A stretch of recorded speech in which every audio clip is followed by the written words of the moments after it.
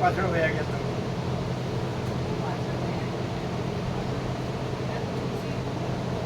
આ લાઈન છે ને, આ બીજી લાઈન એને થોડી આમ કરો. આ લાઈન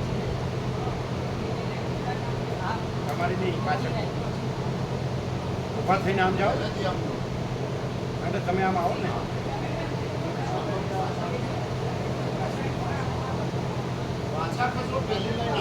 ઊભા કરો ને, ઊભા કરો ને. ના ના ના, બીજી લાઈન. હા, એટલે તમે ત્યાં આવો ને. નહીં ઉઠે, નહીં ઉઠે.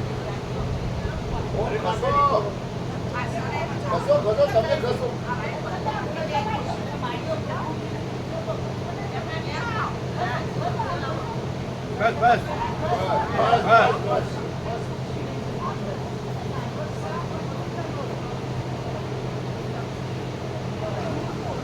પાછા કેમ પડો છો?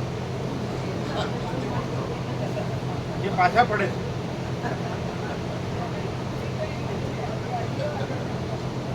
નહીં બરોબર.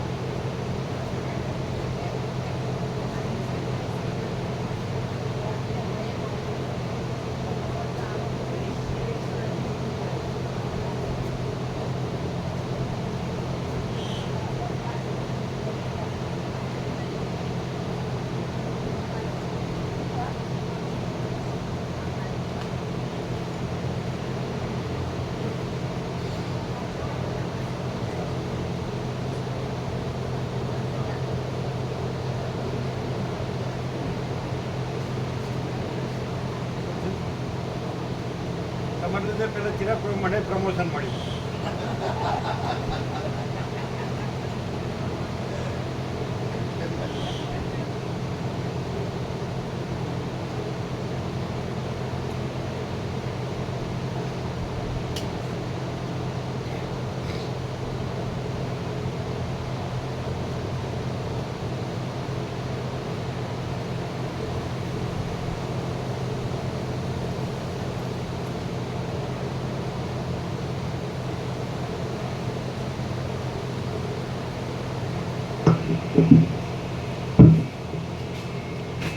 ઓમ ઓમ.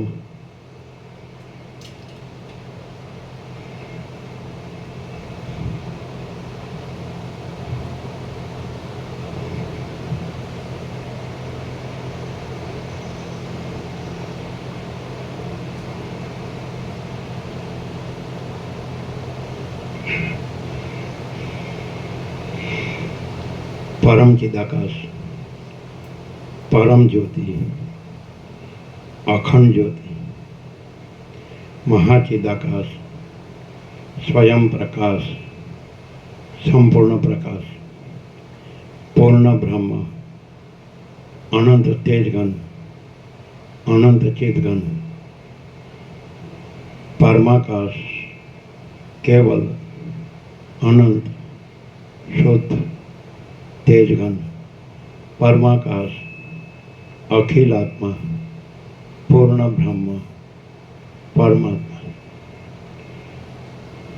परम चिदाकाश, परम ज्योति, अखंड ज्योति, अनंत पूर्ण परम चिदाकाश, परम शांति, स्वयं सिद्ध, स्वयं प्रकाश, स्वयं पूर्ण, स्वस्वरूप, यही सब कुछ है, इसके सिवा कुछ नहीं है।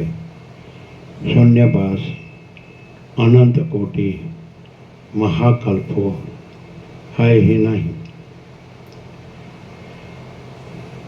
महाचिदाकाश, स्वयं प्रकाश, संपूर्ण प्रकाश, महाचिदाकाश ज्योति, अनंत, अखंड, अभेद, महाचिदाकाश ज्योति, महातत्व, महासामान्य, महाचिदाकाश, स्वसंवेद्य, सहज निर्विकल्प, महाचिदाकाश, परम कैवल्य, परम शांति,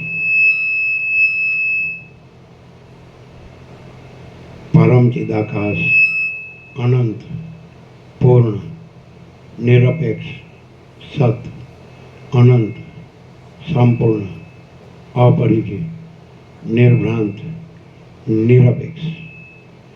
वशिष्ठ राम उत्पत्ति प्रकरण 43मो राउंड।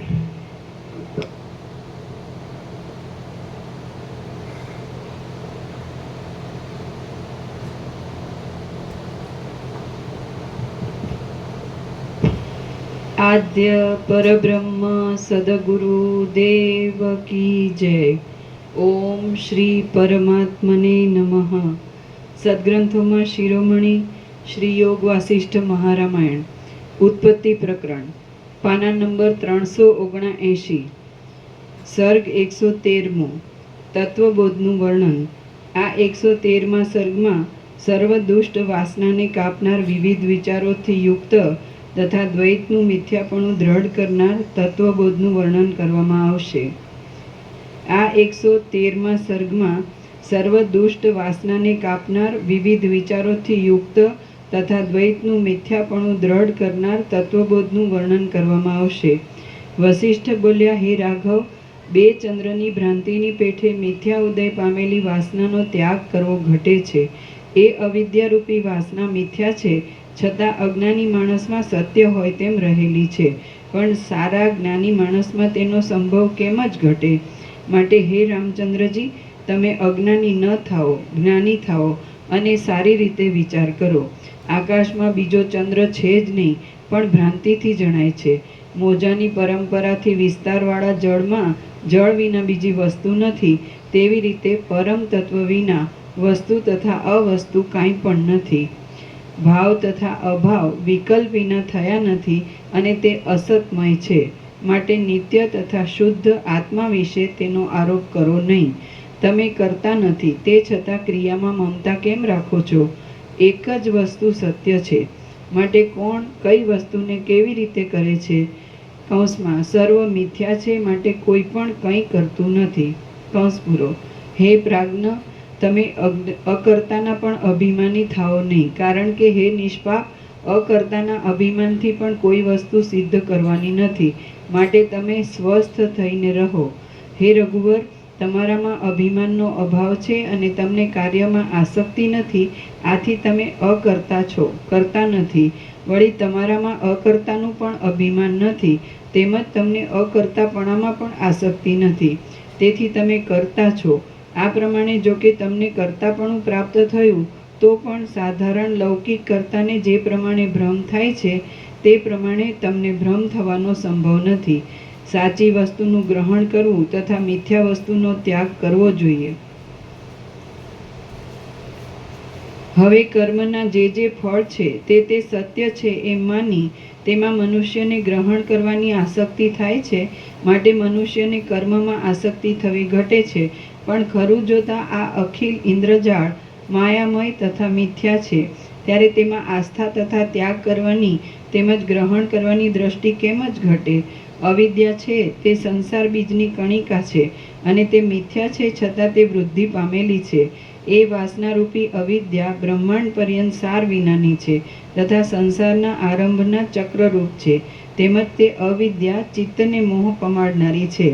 અવિદ્યારૂપી વાસના મનોહર વાંસની લતાની પેઠે લતાની જેમ અંદરથી પોલી છે તથા સાર રહિત છે. નદીના તરંગની પંક્તિની પેઠે તેને ઉપરથી કાપી નાખવા છતાં મૂળથી કાપ્યા વિના તેનો નાશ થતો નથી. કોઈ તેને હાથથી પકડવા જાય તો પણ તેનું ગ્રહણ થતું નથી. પાણીના ઝરણાના મોજા કોમળ હોય છે તો પણ કાંઠાના ઝાડને ઉખેડી નાખે છે. એવી રીતે અવિદ્યા કોમળ છે છતાં તીક્ષ્ણ અણીવાળી છે. મૃગતૃષ્ણાની નદી જળથી યુક્ત તથા તરંગવાળી દેખાય છે, પણ તે સ્નાન કરવાના તથા પાણી પીવાના ઉપયોગમાં આવતી નથી. તેવી રીતે અવિદ્યા કાર્ય કરવામાં સમર્થ જણાય છે તો પણ સત્ય પુરુષાર્થમાં તે ઉપયોગી નથી. અવિદ્યાના પ્રસાદથી કેટલાક વાંકા, કેટલાક સ્પષ્ટ, કેટલાક લાંબા, કેટલાક ટૂંકા, કેટલાક સ્થિર અને કેટલાક ચલ, એ પ્રમાણે સર્વ પદાર્થો ભિન્ન ભિન્ન છે. અવિદ્યા અંદરથી શૂન્ય છે તો પણ સારવાળી હોય એમ જણાય છે. તે કોઈ ઠેકાણે રહેલી નથી તો પણ સર્વ સ્થળે દેખાય છે. પોતે જળ છે છતાં ચૈતન્ય રૂપે રહીને મનને ચંચળ કરે છે. તે એક નિમેષ પણ રહેતી નથી છતાં સ્થિર છે એવી શંકાને પેદા કરે છે. તેનો જ્વાળાના જેવો શુદ્ધ વર્ણ જણાય છે તો પણ તે કાળી મેષ જેવી મલિન છે. પરમાત્માના પ્રસાદથી જોકે નૃત્ય કરે છે તો પણ પરમાત્માનો સાક્ષાત્કાર થવાથી તેનો નાશ થાય છે. નિર્મળ પ્રકાશમાં તે કરમાઈ ગયેલી દેખાય છે તો પણ તે અંધકારમાં શોભે છે. તે શુષ્ક કાંતિવાળી છે છતાં મૃગતૃષ્ણાની જેમ મિથ્યા પ્રતીતિવાળી છે અને અનેક પ્રકારના વર્ણવાળી છે. તે અવિદ્યા વાંકી છે, વિષમયી છે, પાતળી છે, કોમળ છે અને સંકટના હેતુરૂપ હોવાથી કર્કશ છે. તે સ્ત્રી જેવી ચંચળ છે, લંપટ છે, તૃષ્ણારૂપ છે અને કાળી સાપણ જેવી છે. સ્નેહનો, તેલનો ક્ષય થવાથી દીવાની શિખાનો ક્ષય થાય છે, તેવી રીતે અવિદ્યામાં પણ સ્નેહ, રાગ ન રાખવાથી તેનો ક્ષય થાય છે. કોરા સિંદૂરની અર્ચા પોતે રાગવતી રાતી હોવાથી સ્નેહ વિના સિંદૂરમાં ઘી અથવા તેલ મેળવ્યા વિના પણ શોભે છે. તેવી રીતે અવિદ્યામાં સ્નેહ રાખવાથી તે શોભે છે. વીજળીની પેઠે અવિદ્યાનો પ્રકાશ ક્ષણિક છે તથા ચંચળ છે. વીજળીને જેવી રીતે જળનો આશ્રય છે તેવી રીતે અવિદ્યાને જળનો આશ્રય છે.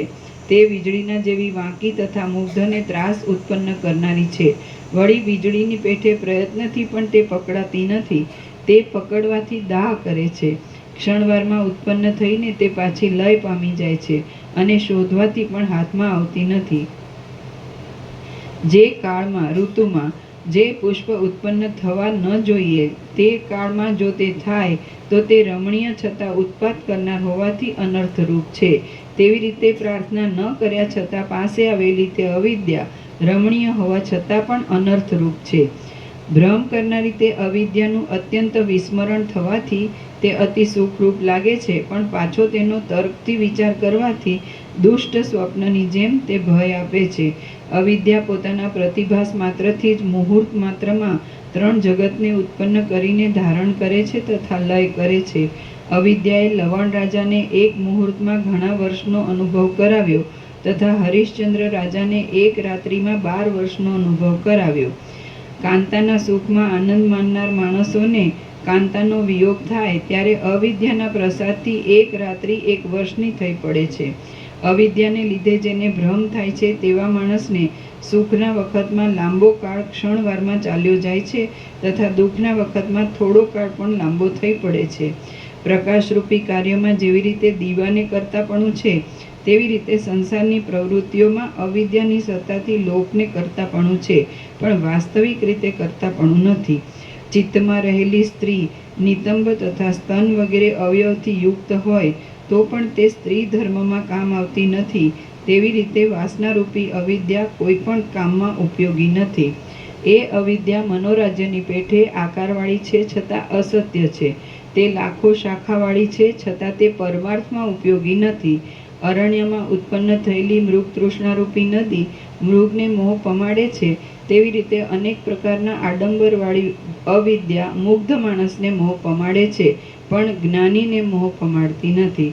પાણીમાં પેદા થયેલી પરપોટાની હારની જેમ અવિદ્યા પણ નાશાત્મક છે તથા તેનો પ્રવાહ નિત્ય છે. તે જળ છતાં ચંચળ આકારવાળી છે અને ઝાકળની પેઠે તે હાથમાં આવતી નથી. રજોગુણના ફેલાવાથી રજવાળી થયેલી તે અવિદ્યા ડામરની જેમ પ્રસરે છે તથા કલ્પાંતના પવનની પેઠે બળાત્કારથી પૃથ્વીનું આક્રમણ કરે છે.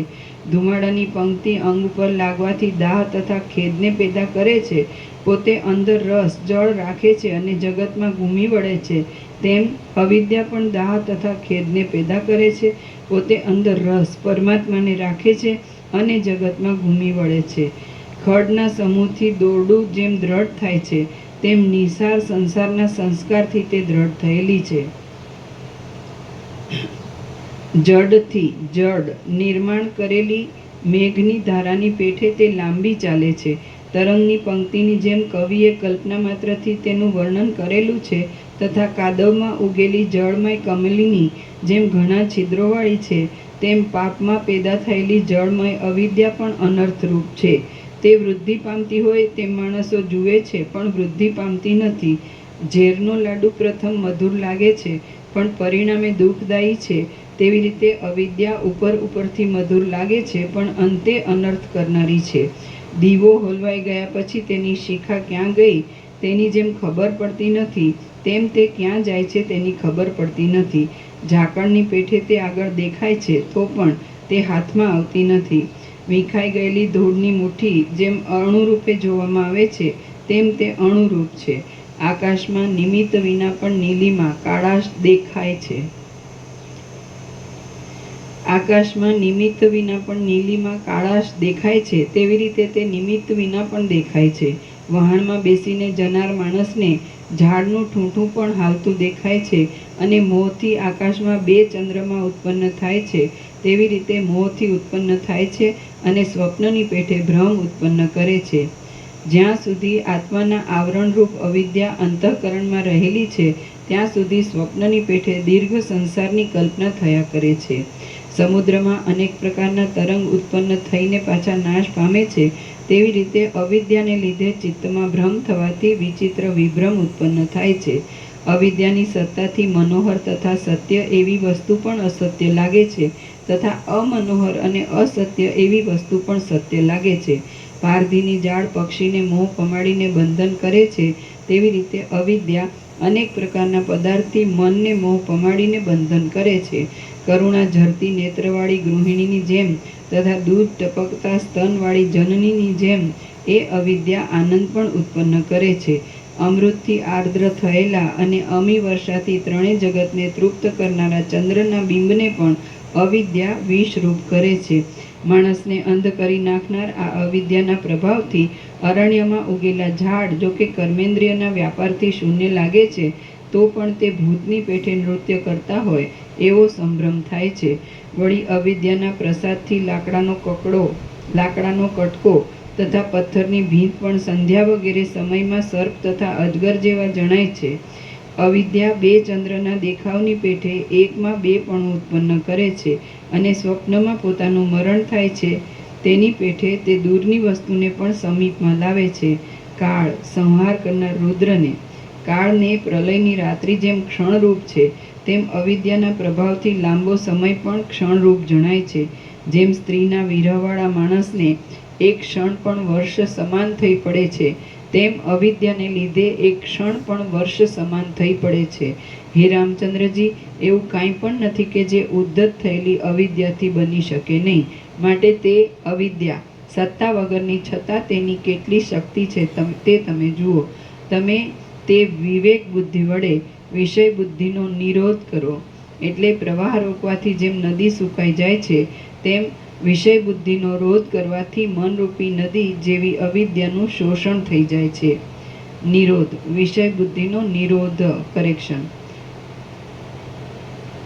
તમે તે વિવેક બુદ્ધિ વડે વિષય બુદ્ધિનો નિરોધ કરો. એટલે પ્રવાહ રોકવાથી જેમ નદી સુકાઈ જાય છે, તેમ વિષય બુદ્ધિનો રોધ કરવાથી મનરૂપી નદી જેવી અવિદ્યાનું શોષણ થઈ જાય છે. રામ બોલ્યા, અવિદ્યા વસ્તુતાથી છે જ નહીં, તુચ્છ છે અને મિથ્યા ભાવના કરવાવાળી છે. અહો, છતાં તેણે જગતને આંધળું કર્યું છે. તે રૂપ આકાર તથા ચારુ ચેતનથી હીન છે અને અસત્ય છતાં અવિનાશીની છે. અહો, છતાં એણે જગતને આંધળું કર્યું છે. ઘુવડની આંખોની પેઠે તે પ્રકાશ આત્મપ્રકાશમાં નાશ પામે છે અને અંધકાર અજ્ઞાનમાં સ્ફુરે છે. અહો, છતાં એણે જગતને આંધળું કર્યું છે. તે અવિદ્યા કુકર્મ કરનારી છે. પ્રકાશ આત્મપ્રકાશને સહન કરતી નથી અને દેહને પણ જાણતી નથી. અહો, છતાં એણે જગતને આંધળું કર્યું છે. તે દીન આચારવાળી તથા પ્રાકૃત મનુષ્યની સ્ત્રી રૂપ છે અને અસત્ય તથા તમથી અંધકારથી પણ તિરોધાન ન થાય, ઢંકાય નહીં તેવી છે. અહો, છતાં એણે જગતને આંધળું કર્યું છે. તે અનંત દુઃખથી વ્યાકુળ છે, નિરંતર મરેલા જેવી છે અને બંધન રહિત છે. અહો, છતાં તેણે જગતને આંધળું કર્યું છે. તે કામ અને ક્રોધથી સ્થૂલ અંગવાળી છે, તમોગુણના પ્રસારથી વાંકી છે અને જ્ઞાનનો ઉદય થવાથી નાશ પામે તેવી છે. અહો, છતાં એણે જગતને આંધળું કર્યું છે. તે પોતાના આંધળા થઈ ગયેલા મૂઢ માણસના સ્થાનરૂપ છે, જડ છે. તે પોતામાં આંધળા થઈ ગયેલા મૂઢ માણસના સ્થાનરૂપ છે, જડ છે. જડપણાથી જીર્ણ થઈ ગયેલી છે અને દીર્ઘ દુઃખનો પ્રલાપ કરનારી છે. અહો, છતાં એણે જગતને આંધળું કર્યું છે. વળી તે પુરુષની આસક્તિથી સંગ કરનારી છે. અનેક પ્રકારની વિષય કલ્પનાની ક્રિયાથી પુરુષમાં અનુરાગવાળી છે અને અને પોતાની અસદ ભ્રાંતિમાં દોડ્યા કરનારી છે. અને અને અને અને फिर से एक बार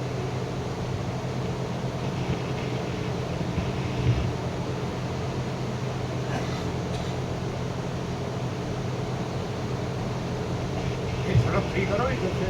અને પોતાની અસત ભ્રાંતિમાં દોડ્યા કરનારી છે. બીજો ફ્રી કરો.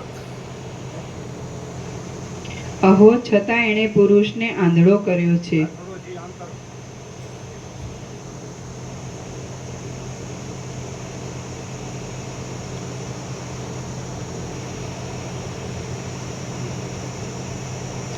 અહો, છતાં એણે પુરુષને આંધળો કર્યો છે. પુરુષ તેના ઉપર નજર કરે તે પણ તે સહન કરવાને સમર્થ નથી અને પોતે આવરણરૂપ છે. અહો, છતાં એણે પુરુષને આંધળો કર્યો છે. તેમાં ચેતન છે જ નહીં અને અનિષ્ટ છતાં તે નાશ પામે છે. અહો, એવી ક્રૂર અવિદ્યારૂપી સ્ત્રીએ પુરુષને આંધળો કર્યો છે.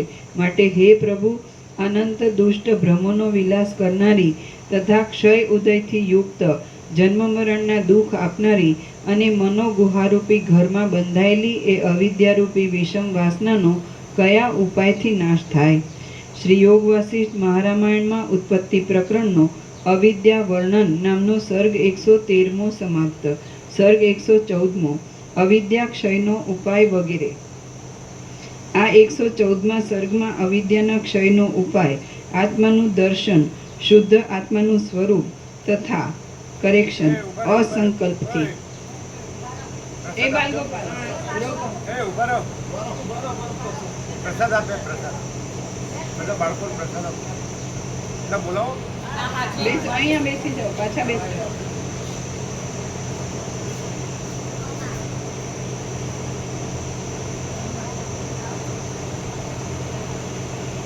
બરાબર, પ્રસાદ આપે, પ્રસાદ આપે.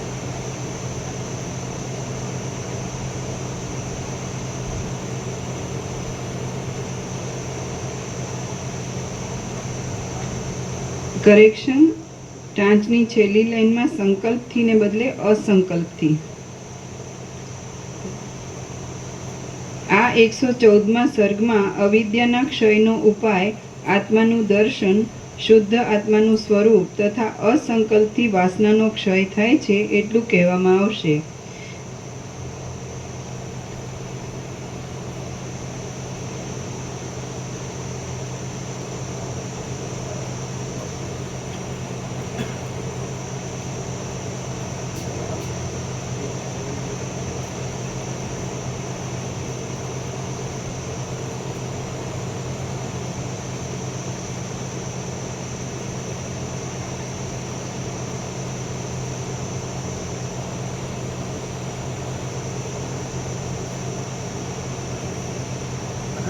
જવા દે કે જવું જ જાઓ.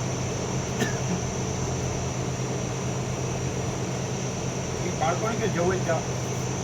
એમને કહું હવે જવું જ જાય.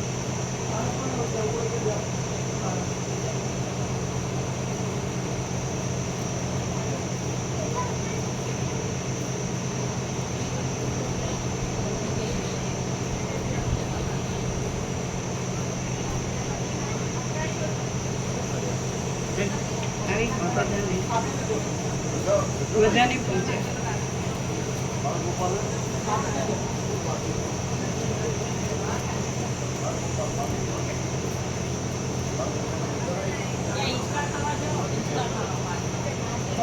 નહીં.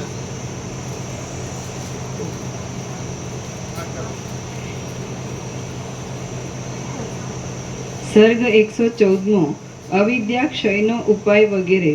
આ 114મા સર્ગમાં અવિદ્યાના ક્ષયનો ઉપાય, આત્માનું દર્શન, શુદ્ધ આત્માનું સ્વરૂપ તથા અસંકલ્પથી વાસનાનો ક્ષય થાય છે એટલું કહેવામાં આવશે.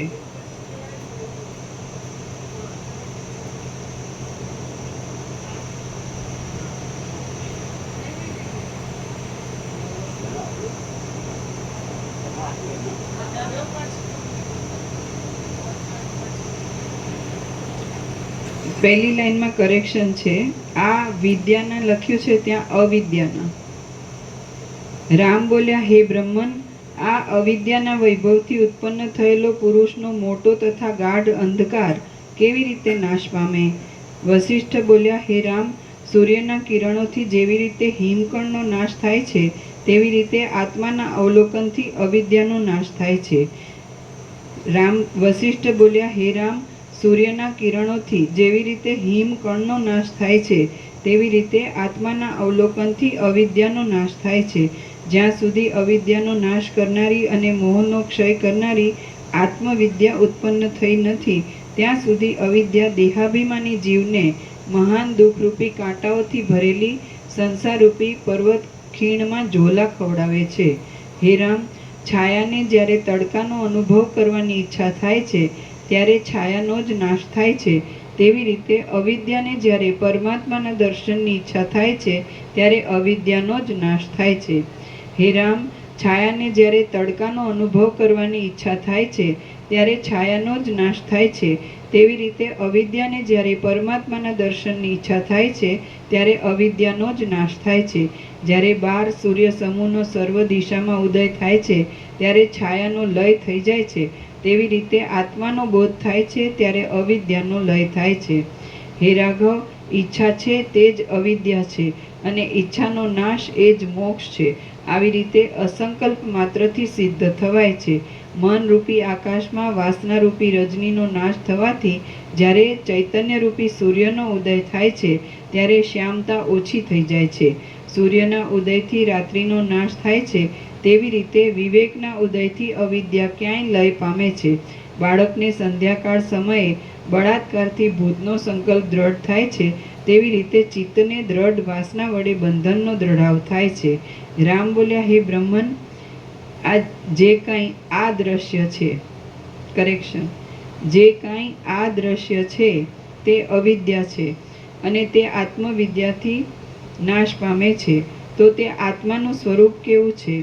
રામ બોલ્યા, હે બ્રહ્મન, જે કાંઈ આ દ્રશ્ય છે તે અવિદ્યા છે અને તે આત્મવિદ્યાથી નાશ પામે છે. તો તે આત્માનું સ્વરૂપ કેવું છે? વશિષ્ઠ બોલ્યા, જેને વિષયની વ્યાપ્તિ નથી, જે સામાન્ય રીતે સર્વ સ્થળે રહેનાર છે, જે અવિદ્યાથી રહિત છે અને જેનું કોઈથી વર્ણન થતું નથી, તે આત્મા તથા પરમેશ્વર કહેવાય છે.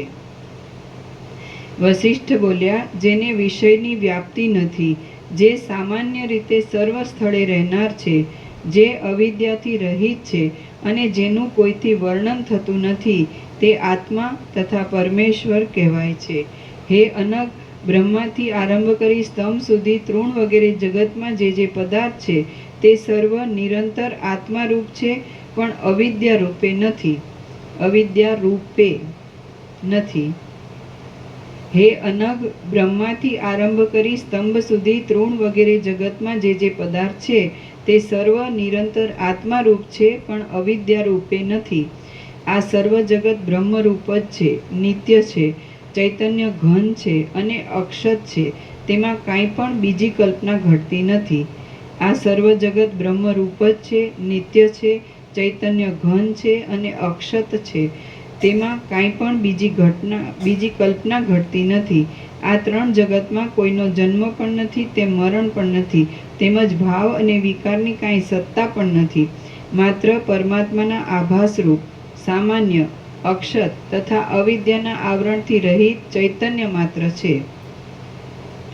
આ પ્રમાણે નિત્ય શુદ્ધ ચૈતન્ય માત્ર નિરૂપદ્રવ, શાંત, સમાન તથા નિર્વિકાર પરમાત્માને વિશે આવરણ સહિત અવિદ્યા સંકલ્પ કરીને દોડે છે અને તેની વિક્ષેપ શક્તિથી જે ઉત્પન્ન થાય છે તેને મન કહે છે. જળમાંથી જેમ લહરી ઉત્પન્ન થાય છે તેમ સર્વશક્તિવાળા તે મહાત્માના મનમાંથી અનેક પ્રકારના વિભાગની કલ્પના કરવામાં ઉત્પન્ન થાય છે. તેમ સર્વશક્તિવાળા તે મહાત્માના મનમાંથી અનેક પ્રકારના વિભાગની કલ્પના ઉત્પન્ન થાય છે. પરમાત્મા એક છે, શાંત છે અને સર્વ સ્થળે વિસ્તાર પામેલા છે. પરમાત્મા એક છે, શાંત છે અને સર્વ સ્થળે વિસ્તાર પામેલા છે. તેમને વિશે આ સંસ્કૃતિ જન્મ મરણ છે જ નહીં. એ સંસ્કૃતિ તો સંકલ્પ માત્રથી સિદ્ધિ પામી છે. એથી આ સંસાર સંકલ્પથી સિદ્ધ છે તથા અસંકલ્પથી તેનો નાશ છે. અસંકલ્પથી તેનો નાશ છે. અગ્નિ વાયુથી ઉત્પન્ન થાય છે અને વાયુથી જ નાશ પામે છે. ભોગ તથા આશાના રૂપને પામેલી તે અવિદ્યા પુરુષના ઉદ્યોગથી સિદ્ધ થયેલા અસંકલ્પન માત્ર કાંઈ પણ કલ્પના ન કરવાપણાથી લય પામે છે. હું બ્રહ્મ નથી એવો દ્રઢ સંકલ્પ થવાથી બંધન થાય છે અને સર્વ બ્રહ્મરૂપ જ છે એવા દ્રઢ સંકલ્પથી મુક્ત થવાય છે. હું બ્રહ્મ નથી એવો દ્રઢ સંકલ્પ થવાથી બંધન થાય છે અને સર્વ બ્રહ્મરૂપ જ છે એવા દ્રઢ સંકલ્પથી મુક્ત થવાય છે. સંકલ્પ એ જ બંધન છે અને અસંકલ્પ એ જ મુક્તિ છે. માટે સંકલ્પને જીતીને જેમ ઈચ્છામાં આવે તેમ કરો. જેમ સોનાના કમળવાળી, વિદુર પર્વતમાંના ચપળ ભ્રમવાળી, દિશાના મધ્યભાગને ગંધયુક્ત કરનારી અને પોતાના મૃણાલ રૂપી ભુજમંડળ વડે ચંદ્રના પ્રકાશના કિરણમંડળને પણ હસી કાઢનારી કમલીની આકાશમાં છે જ નહીં, એ અસત્ય છે. છતાં બાળક પોતાના મનના વિલાસ માટે તે સત્ય હોય તેવી કલ્પના કરે છે. તે જ પ્રમાણે સંસારરૂપી બંધનમાં બાંધનારી અવિદ્યા પણ વિકલ્પની જાળ માત્ર છે. તે અસત્ય છે, છતાં અજ્ઞાની માણસ તે સત્ય હોય તેવી કલ્પના કરે છે અને તેને દ્રઢ રીતે વળગી રહે છે. બાકી એ ચપળા કશું જ સુખ આપનારી નથી.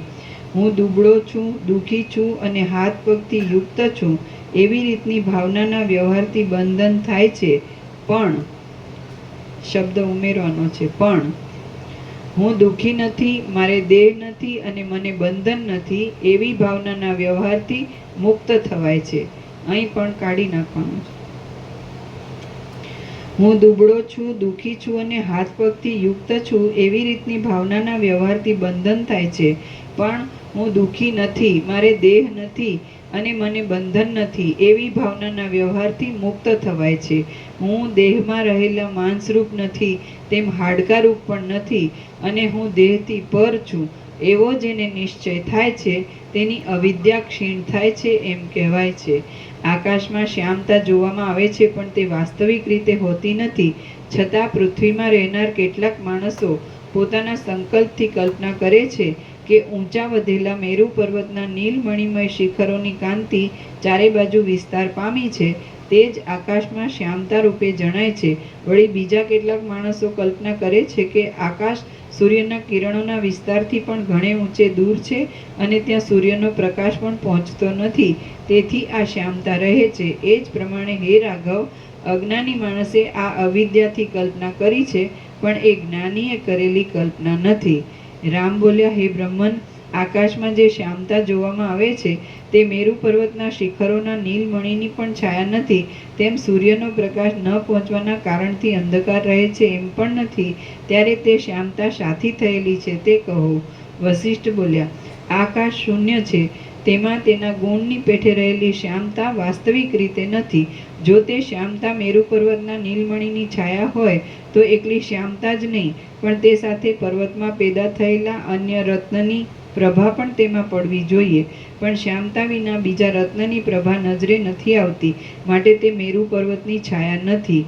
વળી બ્રહ્માંડ તેજોમય હોવાથી તથા તેજનું વ્યાપકપણું હોવાથી અને આકાશ બ્રહ્માંડને વિશે હોવાથી ત્યાં સૂર્યનો પ્રકાશ ન હોવાથી અંધકાર રહે છે એવો પણ સંભવ નથી. હે સુભાગી, માત્ર તે શ્યામતા કેવળ શૂન્ય વિસ્તારવાળી તથા જાણે અવિદ્યાની સખી હોય તેમ રહેલી છે. જ્યારે માણસની દ્રષ્ટિ પહોંચતી નથી ત્યારે નેત્રમાંથી જ અંધકાર ઉત્પન્ન થાય છે અને તે અંધકાર આકાશમાં શ્યામતારૂપ જણાય છે. માટે આ પ્રમાણે મનમાં જાણવાથી આકાશમાં કાળાશ પ્રત્યક્ષ દેખાય છે તો પણ તે કાળાશ નથી એવી બુદ્ધિ થાય છે. તેવી રીતે અવિદ્યા પ્રત્યક્ષ દેખાય છે તો પણ તે છે નહીં એમ વિવેકથી નિશ્ચય થાય છે. આકાશમાં કમલિની છે એવા સંકલ્પનો પણ જેમ ત્યાગ કરવો જોઈએ તેમ અવિદ્યાના સંકલ્પનો ત્યાગ કરવો જોઈએ. તે જ અવિદ્યાનો નિગ્રહ છે એમ વિદ્વાનો કહે છે અને આવી રીતે નિગ્રહ કરવામાં કાંઈ શ્રમ નથી. આકાશના વર્ણની પેઠે ઉત્પન્ન થયેલા જગતના ભ્રમનું સ્મરણ ન કરવું એ જ વધારે સારું છે. મારો નાશ થયો એવા સંકલ્પથી દુઃખ વડે મનુષ્યોનો નાશ થાય છે અને હું જાગ્રત છું એવા સંકલ્પથી સુખની પ્રાપ્તિ થાય છે. સ્વપ્નનું દુઃખ વિરામ પામે છે તેવી રીતે મૂઢપણાના સંકલ્પથી મન મૂઢપણાને પામે છે અને ઉદાર પ્રબોધના સંકલ્પથી મન ઉદાર પ્રબોધપણાને પામે છે. અવિદ્યાનું સ્મરણ કરવામાં તેનો ઉદય થાય છે અને તે નાશાત્મક હોવાથી તેના વિસ્મરણથી તેનો નાશ થાય છે. તે અવિદ્યા સર્વભાવને ઉત્પન્ન કરનારી છે, સર્વ પ્રાણીને મોહ કરનારી છે, પોતાનો નાશ થવામાં ભારવાળી છે અને આત્મ સ્વરૂપની પ્રાપ્તિ થવાથી તે નાશ પામનારી છે. જેવી રીતે રાજાની આજ્ઞાનો તેના સર્વ કારભારીઓ અંગીકાર કરે છે તેવી રીતે મન જેવી ઈચ્છા કરે છે તે પ્રમાણે બીજી સર્વ ઇન્દ્રિયો પ્રવર્તે છે.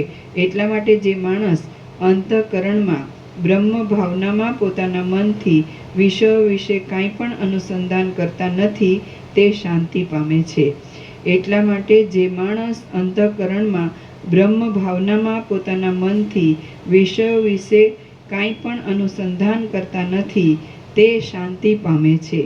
આ જગત પ્રથમ નહોતું, વર્તમાન કાળમાં પણ નથી અને જે આ પ્રતીત થાય છે તે નિર્વિકાર બ્રહ્મ જ છે. આ જગત પ્રથમ નહોતું, વર્તમાન કાળમાં પણ નથી અને જે આ પ્રતીત થાય છે તે નિર્વિકાર બ્રહ્મ જ છે. માટે મનન કરવા યોગ્ય બીજા કોઈ પણ પદાર્થ જ નથી, માત્ર નિર્વિકાર અને આદિ અંતથી રહિત બ્રહ્મનું જ સ્વરૂપ છે. માટે પરમ પુરુષાર્થનો આશ્રય કરીને તમે પરમ બુદ્ધિથી ચિત્તમાંથી ભોગ તથા આશાની ભાવનાને મૂળમાંથી ઉખેડી નાખો. માત્ર નિર્વિકાર અને આદિ અંતથી રહિત બ્રહ્મનું જ સ્વરૂપ છે. માટે પરમ પુરુષાર્થનો આશ્રય કરીને તમે પરમ બુદ્ધિથી ચિત્તમાંથી ભોગ તથા આશાની ભાવનાને મૂળમાંથી ઉખેડી નાખો. હજારો આશાના પાશના ઉદય પામનાર તથા જરા અને મરણના કારણરૂપ એવો જે મોહ થાય છે તે માત્ર વાસનાથી જ થાય છે. મારા દીકરા, મારું ધન તથા આ હું અને આ મારું એ પ્રમાણે ઇન્દ્રજાળની રચનાથી વાસના જ નાચ્યા કરે છે. મારા દીકરા, મારું ધન અને આ હું અને આ મારું એ પ્રમાણે ઇન્દ્રજાળની રચનાથી વાસના જ નાચ્યા કરે છે. જેવી રીતે વાયુ જળમાં તરંગરૂપી સર્પની કલ્પના કરે છે તેવી રીતે વાસનાએ શૂન્ય શરીરમાં અહંકારરૂપી સર્પની કલ્પના કરી છે. પણ હે તત્વજ્ઞ, ખરું જોતા આત્મતત્વ વિના હું તથા મારું વગેરે કોઈ પણ કલ્પના સત્ય નથી. દ્રષ્ટિ સૃષ્ટિથી જોવામાં આવતા આકાશ, પર્વત, સ્વર્ગ તથા નદી વગેરે સર્વ અવિદ્યાની જ વિચિત્રતા છે. અજ્ઞાનથી દોરીમાં સર્પની બુદ્ધિનો ઉદય થાય છે તથા જ્ઞાનથી નાશ થાય છે તેવી રીતે અજ્ઞાનથી સંસારનો ઉદય તથા જ્ઞાનથી નાશ થાય છે. આકાશ, પર્વત, સમુદ્ર, પૃથ્વી તથા નદી એ સર્વ અવિદ્યાથી જ થયેલું છે અને તે અવિદ્યા અજ્ઞાનીને થાય છે પણ જ્ઞાનીને થતી નથી. તેથી જ્ઞાનીની દ્રષ્ટિએ તો આકાશ વગેરે સર્વ બ્રહ્મરૂપ જ છે. દોરી તથા સર્પમાં વ્યાવહારિક તથા પ્રાતિભાસિક એમ બે જાતના વિકલ્પ અજ્ઞાની માણસે કલ્પેલા છે પણ જ્ઞાની માણસ તો એક સ્વતઃ સિદ્ધ બ્રહ્મની દ્રષ્ટિ છે એમ નિર્ણય કરે છે. માટે તમે અજ્ઞાની ન થાઓ, જ્ઞાની થાઓ અને સંસારની વાસનાનો ત્યાગ કરો. દેહ વિશે આત્મભાવની ભ્રાંતિ રાખીને તમે અજ્ઞાની માણસની પેઠે શા માટે રોદણા રડો છો? હે રાઘવ, દેહ જડ તથા મૂંગો છે, તેની સાથે તમારે શો સંબંધ છે? એ દેહને માટે પરવશપણું રાખી તમે સુખ દુઃખે કરી પરાભવ પામો છો. કાષ્ઠ અને ગુંદર તથા બોર અને તેનું પાત્ર એ બે જોકે સાથે છે તો પણ તે એકબીજાને સંબંધ નથી. તેવી રીતે દેહ તથા દેહધારી એ બે જોકે એક જ જણાય છે તો પણ તે બંનેની એકતા નથી. ધમણને બાળી નાખવાથી ધમણમાં રહેલા પવનનો નાશ થતો નથી, તેવી રીતે દેહનો નાશ થવાથી આત્માનો નાશ થતો નથી. હે રામ, હું દુઃખી છું તથા સુખી છું એમ માનવું એ માત્ર ભ્રાંતિ છે. માટે તે મૃગ તૃષ્ણારૂપ છે એમ જાણીને તેનો ત્યાગ કરો અને સત્ય વસ્તુનો આશ્રય કરો. અહો, આશ્ચર્ય છે કે બ્રહ્મરૂપી સત્ય વસ્તુને માણસ ભૂલી ગયા છે અને અવિદ્યારૂપી અસત્ય વસ્તુને સ્મરણમાં લઈ આવ્યા છે. માટે હે રામચંદ્રજી, એ અવિદ્યાને તમે અવકાશ આપો નહીં, કારણ કે અવિદ્યામાં ચિત્ત હરાવવાથી આ સંસાર કષ્ટે કરીને પાર કરી શકાય એવો થઈ પડે છે. મિથ્યા અનર્થ ઉપજાવનારી, મનના મનનથી વૃદ્ધિ પામેલી, દુઃખ દેનારી અને મહામોહરૂપી ફળ આપનારી અવિદ્યા વડે અમૃતથી આર્દ્ર થયેલા ચંદ્રબિંબમાં પણ રૌરવ નરકની કલ્પના થાય છે અને પછી દાહ તથા શોષ વગેરે નરકના દુઃખનો અનુભવ થાય છે. જળના કલ્લોલથી ભરેલા અને પુષ્પની સુગંધથી સિંચાયેલા તરંગોવાળા તળાવમાં પણ ઝાંઝવા ભર્યો મરુદેશ જોવામાં આવે છે. આકાશમાં નૂતન નગરનું નિર્માણ થાય છે તથા સ્વપ્ન આદિ અવસ્થામાં વિચિત્ર સુખ દુઃખ આપનાર પડવા ચડવા રૂપ ભય દેખાય છે. સંસારની વાસના જો માણસના મનમાં પૂરાઈને રહેતી ન હોય તો જાગ્રત તથા સ્વપ્નમાં દુઃખ માણસને શા માટે આપત્તિમાં નાખે? મિથ્યા જ્ઞાનની વૃદ્ધિ થવાથી સ્વપ્નરૂપ સંસારની ઉપવન ભૂમિમાં અનર્થરૂપ નરકની યાતનાઓ જોવામાં આવે છે. અવિદ્યામાં વિંધાયેલું ચિત્ત તો કમળ તંતુમાં પણ એક ક્ષણમાં અખિલ સંસાર સાગરના અનર્થના ભ્રમને જુએ છે. અવિદ્યામાં પરવશ થવાથી રાજ્યમાં રહેનાર માણસને પણ ચંડાળ સરખાને અયોગ્ય એવી દશા પ્રાપ્ત થાય છે. એટલા માટે હે રામચંદ્રજી, સર્વ દ્વૈતના આકારને રંજન કરનાર તથા સંસારના બંધનરૂપ એવી વાસનાનો ત્યાગ કરીને તમે સ્ફટિક મણીની પેઠે સ્વચ્છ થઈને રહો. એટલા માટે હે રામચંદ્રજી, સર્વ દ્વૈતના આકારને રંજન કરનાર તથા સંસારના બંધનરૂપ એવી વાસનાનો ત્યાગ કરીને તમે સ્ફટિક મણીની પેઠે સ્વચ્છ થઈને રહો. સ્ફટિક મણી જેમ વિચિત્ર પ્રતિબિંબનું ગ્રહણ કરે છે તો પણ તે તેમાં આસક્ત નથી, તેમ તમે પણ સર્વ કાર્યમાં રહેવા છતાં રાગથી વિરક્ત રહો. અત્યંત આનંદરૂપ બ્રહ્મ સ્વરૂપને જાણનાર તત્વવેત્તાના સમાજમાં જશો ત્યાં વારંવાર વિચાર કરીને બ્રહ્મભાવનો દ્રઢ નિશ્ચય કરશો અને તેથી પ્રકાશ પામનારી તથા નિરંતર સારા આચરણવાળી ઉત્તમ બુદ્ધિથી તમે વ્યવહાર કરશો તો તમે પ્રાકૃત જન્મ મરણરૂપ વિભ્રમનો વિરામ પામશો અને અનુપમ પદ પામશો. અત્યંત આનંદરૂપ બ્રહ્મ સ્વરૂપને જાણનાર તત્વવેત્તાના સમાજમાં જશો ત્યાં વારંવાર વિચાર કરીને બ્રહ્મભાવનો દ્રઢ નિશ્ચય કરશો અને તેથી પ્રકાશ પામનારી તથા નિરંતર સારા આચરણવાળી ઉત્તમ બુદ્ધિથી તમે વ્યવહાર કરશો તો તમે પ્રાકૃત જન્મ મરણરૂપ વિભ્રમનો વિરામ પામશો અને અનુપમ પદ પામશો. શ્રી યોગ વાસિષ્ઠ મહારામાયણમાં ઉત્પત્તિ પ્રકરણનો યથાકથિત દોષ પરિહારોપદેશ નામનો સર્ગ 114મો સમાપ્ત. સર્ગ 115મો. લવણ રાજાને પડેલી આપત્તિનું કારણ. આ 115મા સર્ગમાં રામચંદ્રજીને બોધ થવાથી આશ્ચર્ય થયું, તેથી માયા તેના નાશની સ્થિતિ તથા લવણ રાજાની આપત્તિનું કારણ પૂછ્યું. તેનો વસિષ્ઠ ઋષિએ ઉત્તર આપ્યો એટલું કહેવાશે. વાલ્મીકી બોલ્યા, મહાત્મા વસિષ્ઠ ભગવાને એ પ્રમાણે કહ્યું ત્યારે કમલ નયન રામ જાણે વિકસેલા કમળની જેમ પ્રસન્ન થઈને શોભવા લાગ્યા. અંધકારનો નાશ થયા પછી સૂર્યના દર્શનથી જેવી રીતે કમળ શોભવા લાગે તેવી રીતે પ્રકાશિત અંતઃકરણવાળા તથા સમાધાનથી સંતોષ પામેલા રામચંદ્રજી સંપૂર્ણ શોભવા લાગ્યા. બોધથી થયેલા વિસ્મયને લીધે ઉત્પન્ન થયેલા મનોહર હાસ્યથી શ્વેત મુખવાળા રામચંદ્રજી દાંતના કિરણો વડે અમૃતના જેવી શુદ્ધ વાણીથી નીચે પ્રમાણે બોલ્યા. રામ બોલ્યા, અહો, આશ્ચર્ય છે કે કમળમાંથી ઉત્પન્ન થયેલા તંતુ વડે પર્વતનું બંધન થાય છે. અવિદ્યાનો અત્યંત અભાવ છે છતાં સર્વ જગત તેનાથી વશ થઈ ગયું છે. અવિદ્યા વડે અસત છતાં સતની પેઠે રહેલું આ સંસારનું દુઃખ પોતે તૃણ સમાન છે છતાં પણ વજ્રના જેવું જણાય છે. ત્રિભુવનના આંગણામાં નદીના પ્રવાહની પેઠે રહેલી અને સંસારના મૂળ કારણભૂત એવી માયાનું સ્વરૂપ તમે મને બોધ થવા માટે અનુગ્રહ કરીને કહો. બીજું, લવણ રાજાને ચંડાળ અવસ્થાનું દુઃખ ભોગવવું પડ્યું તેનું શું કારણ? એ મારા મનમાં મોટો સંદેહ છે, તે તમે દૂર કરો. હે બ્રહ્મન, દેહ તથા દેહધારી એ બંને પરસ્પર સાથે જ રહેલા છે. તે બેમાંથી શુભ તથા અશુભ કર્મફળનો મુખ્ય ભોગતા કોણ છે? તે દુઃખદાયી ચંચળ આરંભ લવણ રાજાને તે ભારે આપત્તિ આપીને ક્યાં ગયો? વળી તે ઇન્દ્રજાળ કરનાર માણસ કોણ હતો? વશિષ્ઠ બોલ્યા, કાષ્ઠ તથા ભીંતની ઉપમા જેવો આ દેહ વાસ્તવિક રીતે છે નહીં, પણ સ્વપ્નની પેઠે ચિત્ત વડે કલ્પાયેલો. જીવપણાને પામેલા તથા ચિદાભાસના તાદાત્મ્યપણાને પામેલા ચિત્તને જ વાંદરાના બચ્ચા જેવા ચંચળ સંસારનો સંરંભ આડંબર જાણવો. અનેક પ્રકારના આકારથી શરીરને ધારણ કરનાર દેહધારી કર્મફળને ભોગવનારો છે અને તેનું અહંકાર, મન તથા જીવ એવું નામ પડે છે.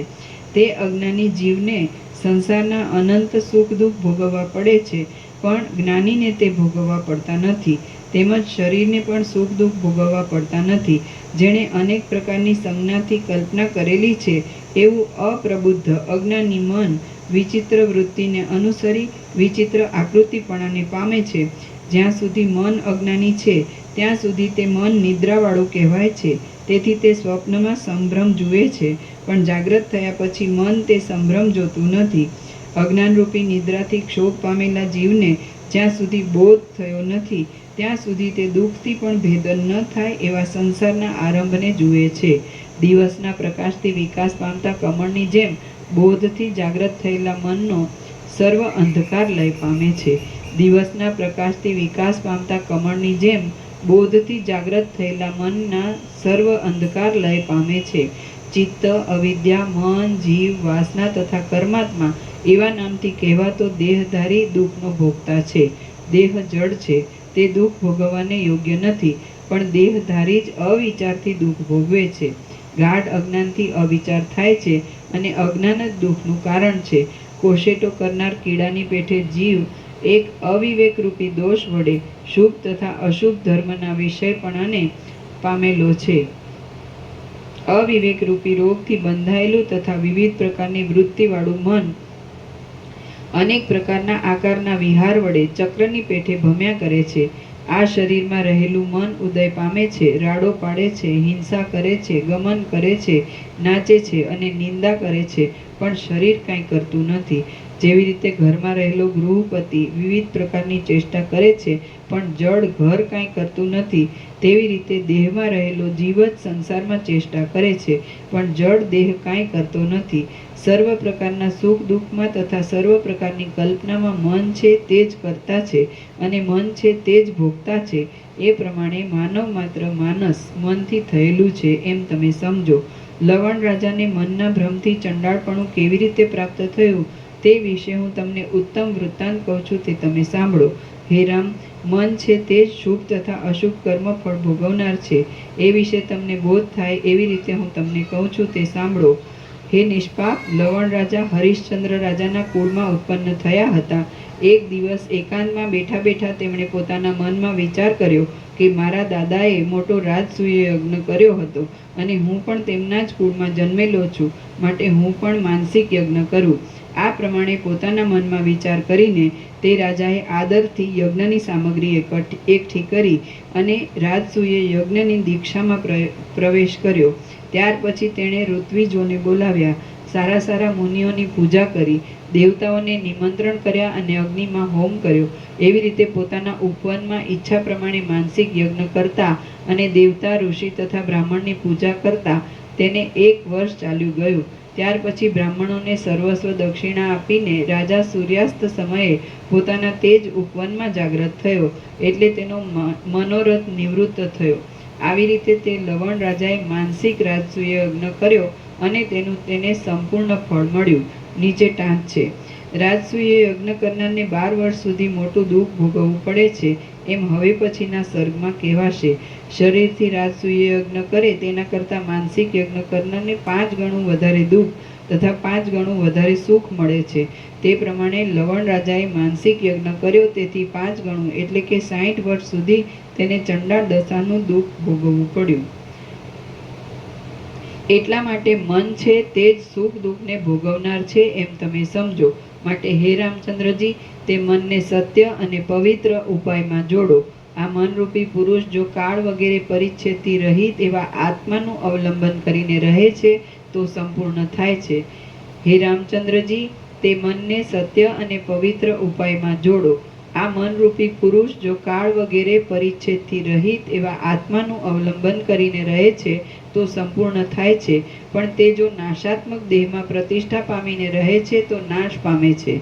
માટે જો મનમાં હું દેહ છું એવો નિશ્ચય હોય તો તેનો ત્યાગ કરો, પણ તે જો નાશાત્મક દેહમાં પ્રતિષ્ઠા પામીને રહે છે તો તે નાશ પામે છે. માટે જો મનમાં હું દેહ છું એવો નિશ્ચય હોય તો તેનો ત્યાગ કરો.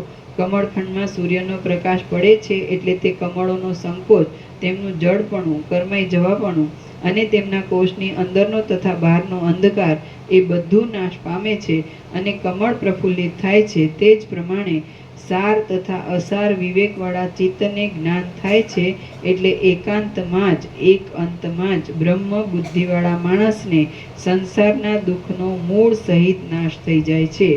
તે જ પ્રમાણે સાર તથા અસાર વિવેકવાળા ચિત્તને જ્ઞાન થાય છે, એટલે એકાંતમાં જ બ્રહ્મ બુદ્ધિવાળા માણસને સંસારના દુઃખનો મૂળ સહિત નાશ થઈ જાય છે. શ્રી યોગ વાસિષ્ઠ મહારામાયણમાં ઉત્પત્તિ પ્રકરણનો સાધક જન્માવતાર નામનો સર્ગ 115મો સમાપ્ત. સર્ગ 116મો યોગ ભૂમિકા કહેવાનો આરંભ. આ 116મા સર્ગમાં પૂર્વના સર્ગમાં રામચંદ્રજીએ પ્રશ્ન પૂછેલો છે તેમાંથી ચોથા પ્રશ્નનું સમાધાન કર્યું તથા ઉપોદ્ઘાત સહિત વશિષ્ઠ ઋષિએ યોગ ભૂમિકા કહેવાનો આરંભ કર્યો એટલું કહેવાશે. રામ બોલ્યા, હે બ્રહ્મન, લવણ રાજાને ઇન્દ્રજાળ કરનારની માયામાં ચંડાળ દશાનું દુઃખ ભોગવવું પડ્યું. તે રાજસૂય યજ્ઞના નિમિત્તનું ફળ મળ્યું એમ તમે કહ્યું, તો તેમાં પ્રમાણ શું છે? વશિષ્ઠ બોલ્યા, જ્યારે ઇન્દ્રજાળ કરનાર માણસ લવણ રાજાની સભામાં આવ્યો ત્યારે તે સભામાં હું હાજર હતો, તેથી મેં તે પ્રત્યક્ષ જોયું છે. લવણ રાજા જાગ્રત થઈને પોતે અનુભવ કરેલી ચંડાળ દશાનું વર્ણન કરી રહ્યો, ત્યાર પછી તે ઇન્દ્રજાળ કરનાર માણસ ચાલ્યો ગયો. એટલે સર્વ સભાસદોએ તથા લવણ રાજાએ મને પૂછ્યું કે આ ઇન્દ્રજાળ કરનાર ચાલ્યો ગયો અને મારે ચંડાળ દશાનો અનુભવ કરવો પડ્યો, તેનું શું કારણ? હે રામ, તેમણે આ પ્રમાણે પૂછ્યું એટલે મેં સમાધિથી વિચાર કરી યોગ બળથી સઘળું નજરે જોઈને એ ઇન્દ્રજાળના સંબંધમાં જે ઉત્તર આપ્યો તે હું તમને કહું છું, તમે તે સાંભળો. રાજસૂય યજ્ઞ કરનાર માણસને 12 વર્ષ સુધી આપત્તિ ભોગવવી પડે છે અને તેમાં અનેક પ્રકારની વ્યથા રહેલી છે. એટલા માટે હે રામ, આકાશમાંથી ઇન્દ્ર દેવતાએ એક દેવદૂતને લવણ રાજાને દુઃખ આપવા સારું ગારુડિકના વેશમાં તેની સભામાં મોકલ્યો હતો. તે દેવદૂત ઉપર પ્રમાણે રાજાને મહા આપત્તિનો અનુભવ કરાવ્યા પછી દેવતા તથા સિદ્ધગણથી સેવાયેલા આકાશ માર્ગમાં ચાલ્યો ગયો. એટલા માટે હે રામચંદ્રજી, આ જે મેં તમારી પાસે કહ્યું છે તે સર્વ મારી નજરે જોયું છે, તેથી તેમાં કાંઈ પણ સંદેહ નથી. મન છે તે જ વિલક્ષણ ક્રિયાને કરનાર તથા ભોગવનાર છે. તડકામાં જેમ હિમકણનો લય થાય છે તેમ મનરૂપી રત્નને હઠયોગથી ઘર્ષણ કરી, રાજયોગથી શોધન કરી અને વિવેક વડે નિર્વિકલ્પ સમાધિમાં લય કરીને તમે પરમ કલ્યાણ પામશો. તડકામાં જેમ હિમકણનો લય થાય છે તેમ મનરૂપી રત્નને હઠયોગથી ઘર્ષણ કરી, રાજયોગથી શોધન કરી અને વિવેક વડે નિર્વિકલ્પ સમાધિમાં લય કરીને તમે પરમ કલ્યાણ પામશો. ચિત્ત છે એ જ સકળ ભૂતનો આડંબર કરનાર અવિદ્યા છે એમ તમે સમજો. તે અવિદ્યા વિચિત્ર ઇન્દ્રજાળની જેમ રહેલી વાસનાના પરવશપણાથી આ જગતને ઉત્પન્ન કરે છે. જેવી રીતે વૃક્ષ અને તરુ એ બે શબ્દના અર્થમાં કાંઈ ભેદ નથી, તેવી રીતે અવિદ્યા, જીવ, ચિત્ત અને બુદ્ધિ એ શબ્દમાં કાંઈ ભેદ નથી. આ પ્રમાણે જાણીને તમે ચિત્તને કલ્પના રહિત કરો. ચિત્તના નિર્મળપણારૂપી એક સૂર્યબિંબનો ઉદય થવાથી કલંક સહિત વિકલ્પથી ઉત્પન્ન થયેલા દોષરૂપી અંધકારનો નાશ થશે. તે અંધકારનો નાશ થયા પછી એવું કાંઈ પણ નથી કે જે ન દેખાય. એવું કાંઈ પણ નથી કે જે પોતાનું ન થાય, એવું કાંઈ પણ નથી કે જેનો ત્યાગ ન થાય, અને એવું કાંઈ પણ નથી કે જેનું મારણ ન થાય. કારણ કે સર્વ પોતાનું છે અને સર્વ પારકું છે. સર્વ વસ્તુ સર્વદા સર્વરૂપ થાય છે, એ જ પરમાર્થ છે.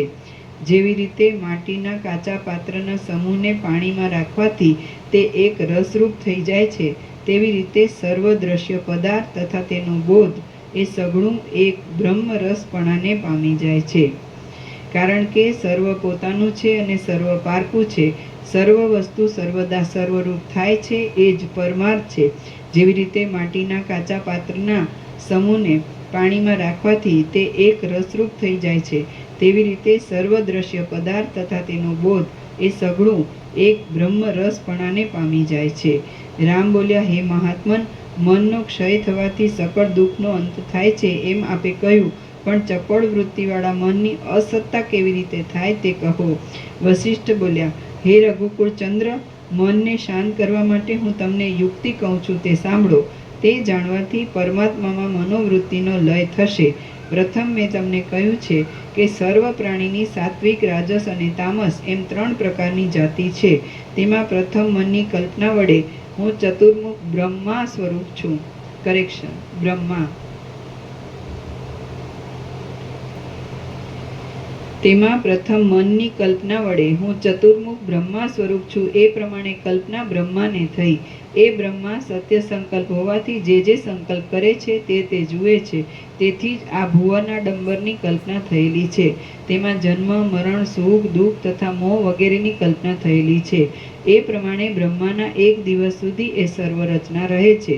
પછી જેમ તડકામાં રહેલી હિમકણિકાનો લય થાય છે, તેમ આ ભુવનાડંબરને શેષશાહી વિષ્ણુને વિશે લયનો પછી જેમ તડકામાં રહેલી હિમકણિકાનો લય થાય છે, તેમ આ ભુવનાડંબરનો શેષશાહી વિષ્ણુને વિશે લય થઈ જાય છે.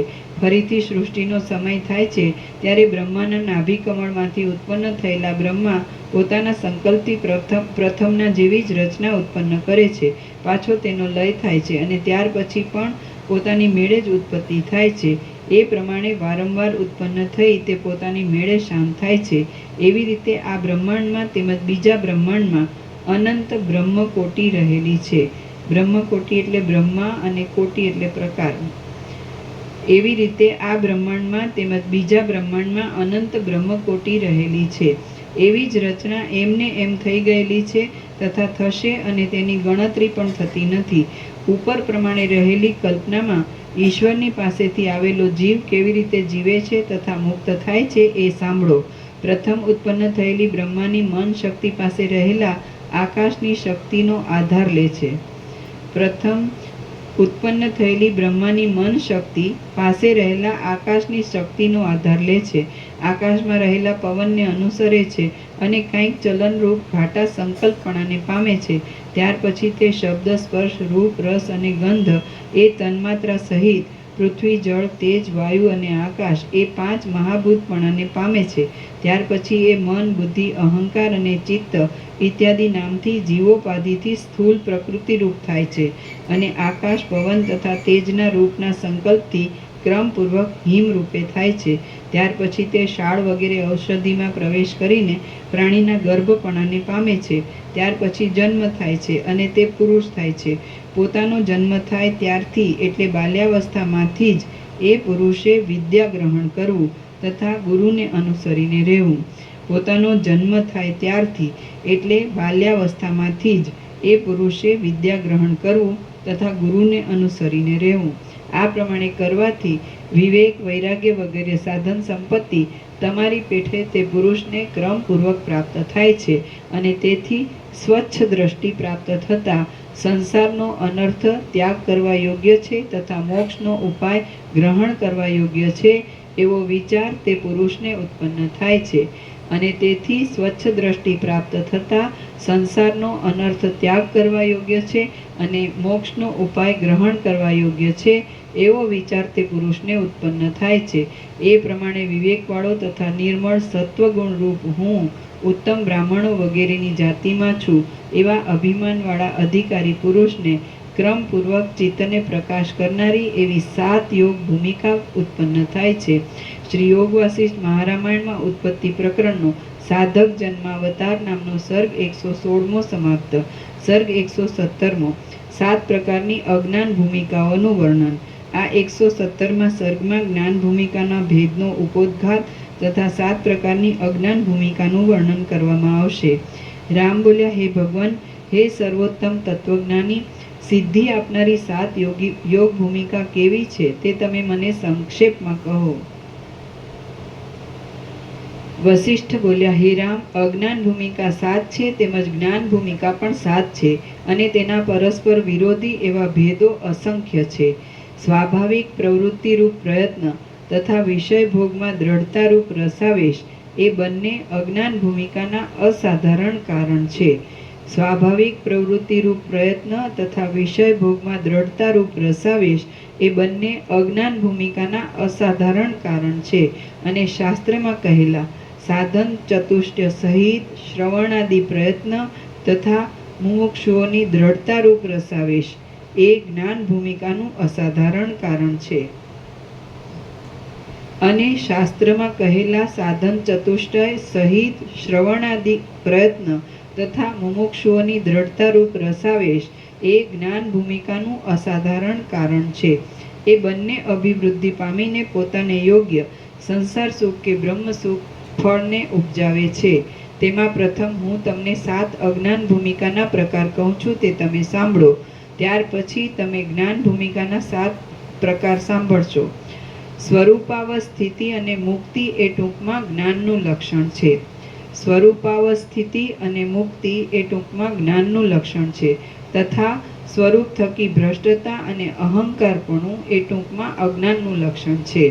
તથા સ્વરૂપ થકી ભ્રષ્ટતા અને અહંકારપણું એ ટૂંકમાં અજ્ઞાનનું લક્ષણ છે. શુદ્ધ સન્માત્રનું જ્ઞાન થવાથી જે માણસ પોતાના સ્વરૂપથી ચલાયમાન થતો નથી તેને રાગ દ્વેષનો ઉદય ન થવાથી અજ્ઞપણું થવાનો સંભવ નથી. શુદ્ધ સન્માત્રનું જ્ઞાન થવાથી જે માણસ પોતાના સ્વરૂપથી ચલાયમાન થતો નથી તેને રાગ દ્વેષનો ઉદય ન થવાથી અજ્ઞપણું થવાનો સંભવ નથી. સ્વરૂપથી ભ્રષ્ટ થવાને લીધે અનાત્મ પદાર્થમાં આત્માનું જે તાદાત્મ્ય થાય છે એના જેવો બીજો મોહ થયો નથી અને થશે પણ નહીં. સ્વરૂપથી ભ્રષ્ટ થવાને લીધે અનાત્મ પદાર્થમાં આત્માનું જે તાદાત્મ્ય થાય છે એના જેવો બીજો મોહ થયો નથી અને થશે પણ નહીં. પ્રથમ થયેલા વિષયનો સંકલ્પ સમાપ્ત થયા પછી જ્યાં સુધી બીજા વિષયનો સંકલ્પ થયો નથી ત્યાં સુધી વચગાળે જે સ્થિતિ રહે છે તેને સ્વરૂપાવસ્થિતિ કહે છે. કારણ કે ત્યાં સુધીની તે સ્થિતિમાં મનન કે પ્રયત્ન રહેતા નથી. જ્યાં સુધી બીજા વિષયનો સંકલ્પ થયો નથી ત્યાં સુધી પ્રથમ થયેલા વિષયનો સંકલ્પ સમાપ્ત થયા પછી જ્યાં સુધી બીજા વિષયનો સંકલ્પ થયો નથી ત્યાં સુધી વચગાળે જે સ્થિતિ રહે છે તેને સ્વરૂપાવસ્થિતિ કહે છે. કારણ કે ત્યાં સુધીની તે સ્થિતિમાં મનન કે પ્રયત્ન રહેતા નથી. જેમાં સર્વ સંકલ્પ શાંત થાય છે તે જે પહાડના મધ્ય ભાગ જેવી ઘન છે અને જે જડતા તથા નિદ્રાથી રહિત છે તે સ્થિતિને પણ સ્વરૂપાવસ્થિતિ કહે છે. જેમાં સર્વ સંકલ્પ શાંત થાય છે, જે પહાડના મધ્ય ભાગ જેવી ઘન છે અને જે જડતા તથા નિદ્રાથી રહિત છે તે સ્થિતિને પણ સ્વરૂપાવસ્થિતિ કહે છે. અહમતાના અંશનો નાશ થયા પછી, ભેદ શાંત થયા પછી અને નિસ્પંદપણાને પામ્યા પછી જે અજડ ચિત્ત ચૈતન્ય સ્ફુરે છે તેને પણ સ્વરૂપાવસ્થિતિ કહે છે. ભેદ શાંત થયા પછી અને નિસ્પંદપણાને પામ્યા પછી, અહંતાના અંશનો નાશ થયા પછી, ભેદ શાંત થયા પછી, અહંતાના અંશનો નાશ થયા પછી, ભેદ શાંત થયા પછી અને નિસ્પંદપણાને પામ્યા પછી જે અજડ ચિત્ત ચૈતન્ય સ્ફુરે છે તેને પણ સ્વરૂપાવસ્થિતિ કહે છે. એ સ્વરૂપાવસ્થિતિમાં અજ્ઞાનનો આરોપ કર્યો છે તે અજ્ઞાનની 7 ભૂમિકા તમે સાંભળો. 1 બીજ જાગ્રત, 2 જાગ્રત, 3 મહાજાગ્રત, 4 જાગ્રત, જાગ્રત સ્વપ્ન, 5 સ્વપ્ન, 6 સ્વપ્ન જાગ્રત અને 7 સુષુપ્તિ આવી રીતે 7 પ્રકારની અજ્ઞાન ભૂમિકા છે. એ 7ના પરસ્પર શેડભેડ થવાથી બીજા ઘણા પ્રકાર થાય છે. તેમાં એ 7 ભેદના લક્ષણો સાંભળો. કોઈથી વર્ણન ન થાય એવું તથા ભવિષ્યકાળમાં ચિત્ત, જીવ વગેરે નામના શબ્દ તથા અર્થને ભોગવનારું બીજ રૂપે રહેલું તથા જાગ્રત જે નિર્મળ ચૈતન્યનું પ્રથમ સ્ફુરણ છે તેને બીજ જાગ્રત કહે છે. આ પ્રમાણે અજ્ઞપ્તિ કરેક્શન, અજ્ઞપ્તિ એટલે અજ્ઞાન, કૌંસમાં પણ અજ્ઞાન, કોઈથી વર્ણન ન થાય એવું તથા ભવિષ્યકાળમાં ચિત્ત, જીવ વગેરે નામના શબ્દ તથા અર્થને ભોગવનારું બીજ રૂપે રહેલું તથા જાગ્રત જે નિર્મળ ચૈતન્યનું પ્રથમ સ્ફુરણ છે તેને બીજ જાગ્રત કહે છે. આ પ્રમાણે અજ્ઞપ્તિ અજ્ઞાનની નવી અવસ્થા છે. હવે હું તમને બીજી જાગ્રત સંસ્કૃતિ સંસાર ભ્રમ કહું છું, તે તમે સાંભળો. બીજ જાગ્રત થયા પછી આ હું તથા આ મારું એવી મનમાં જે પ્રતીતિ થાય છે તેને જાગ્રત કહે છે. જાગ્રત.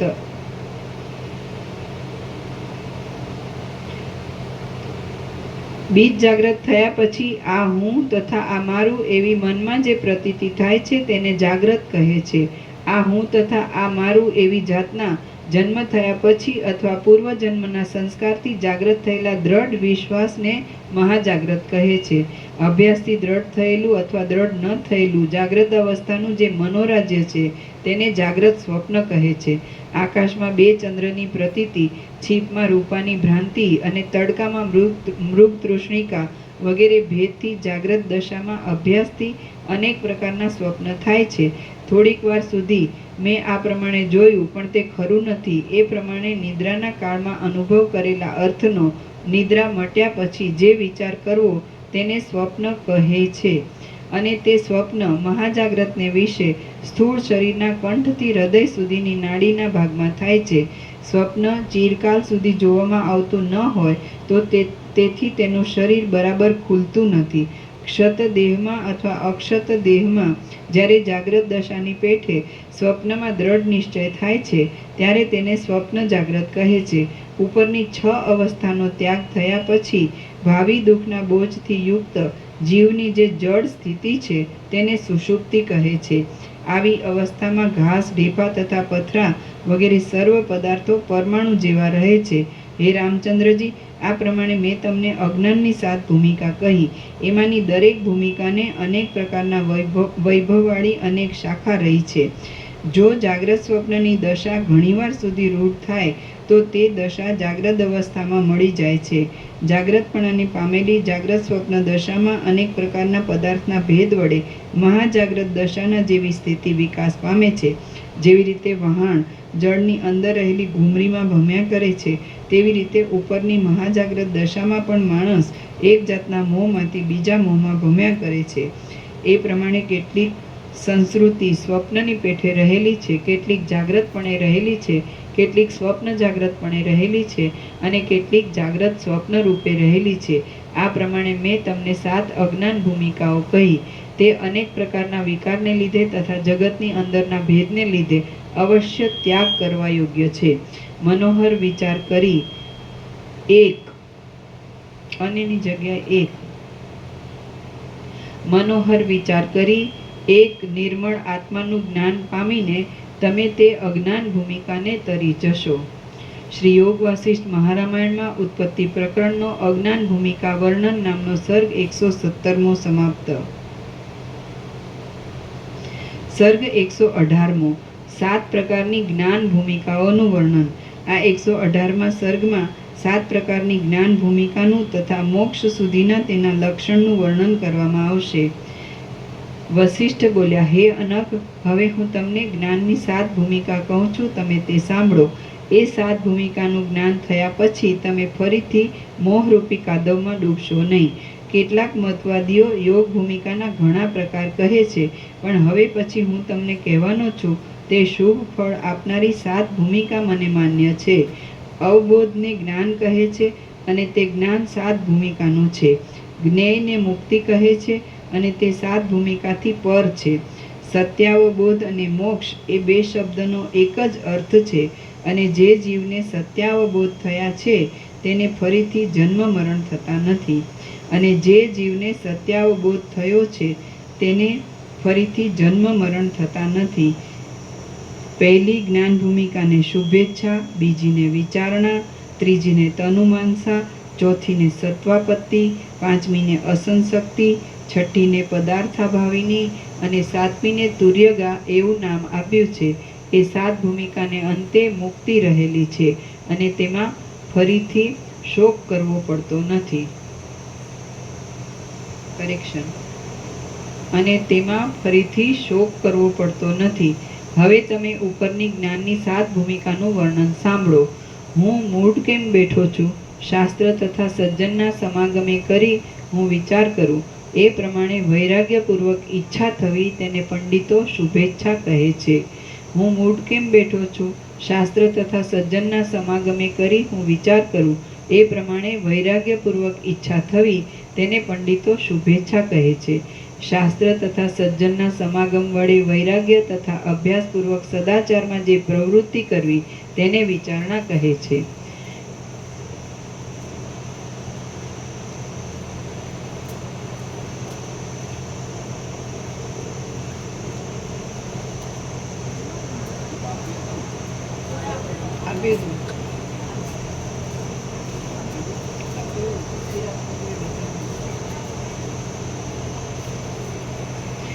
શાસ્ત્ર તથા સજ્જનના સમાગમ વડે વૈરાગ્ય તથા અભ્યાસપૂર્વક સદાચારમાં જે પ્રવૃત્તિ કરવી તેને વિચારણા કહે છે.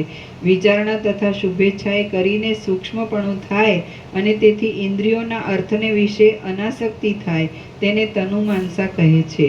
વિચારણા તથા શુભેચ્છાએ કરીને સૂક્ષ્મપણું થાય અને તેથી ઇન્દ્રિયોના અર્થને વિશે અનાસક્તિ થાય તેને તનુમાંસા કહે છે.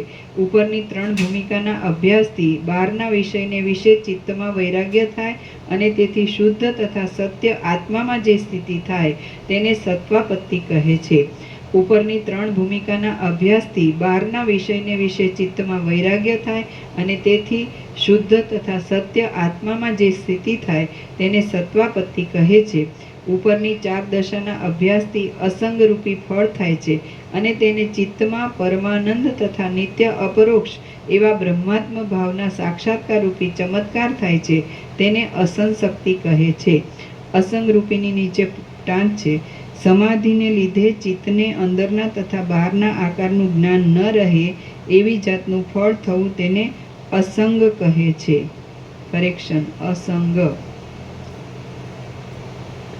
ઉપરની 4 દશાના અભ્યાસથી અસંગરૂપી ફળ થાય છે અને તેને ચિત્તમાં પરમાનંદ તથા નિત્ય અપરોક્ષ એવા બ્રહ્માત્મ ભાવના સાક્ષાત્કાર રૂપી ચમત્કાર થાય છે તેને અસંશક્તિ કહે છે. ઉપરની 5 ભૂમિકાના અભ્યાસથી આત્મારામપણાએ કરીને બહારના તથા અંદરના પદાર્થની જે અભાવના થાય છે તેને પદાર્થાભાવની કહે છે. ઉપરની 5 ભૂમિકાના અભ્યાસથી આત્મારામપણાએ કરીને બહારના તથા અંદરના પદાર્થની જે અભાવના થાય છે તેને પદાર્થાભાવિની કહે છે. આ 6ઠ્ઠી ભૂમિકામાં પદાર્થ માત્રની અન્ય માણસ પ્રેરણા કરે ત્યારે પણ પ્રયત્નથી ખબર પડે છે. આ 6ઠ્ઠી ભૂમિકામાં પદાર્થ માત્રની અન્ય માણસ પ્રેરણા કરે ત્યારે પણ પ્રયત્નથી ખબર પડે છે. આ 6 ભૂમિકાના અભ્યાસથી ભેદ માત્ર ન જણાવવાને લીધે એક સ્વભાવમાં જ જે નિષ્ઠા રહેલી છે તેને તુર્યગા કહે છે. આ 6 ભૂમિકાના અભ્યાસથી ભેદ માત્ર ન જણાવવાને લીધે એક સ્વભાવમાં જ જે નિષ્ઠા રહેલી છે તેને તુર્યગા કહે છે. આ પ્રમાણેની તુર્યાવસ્થા જીવન મુક્ત વિશે રહેલી છે. આ પ્રમાણેની તુર્યાવસ્થા જીવન મુક્તને વિશે રહેલી છે.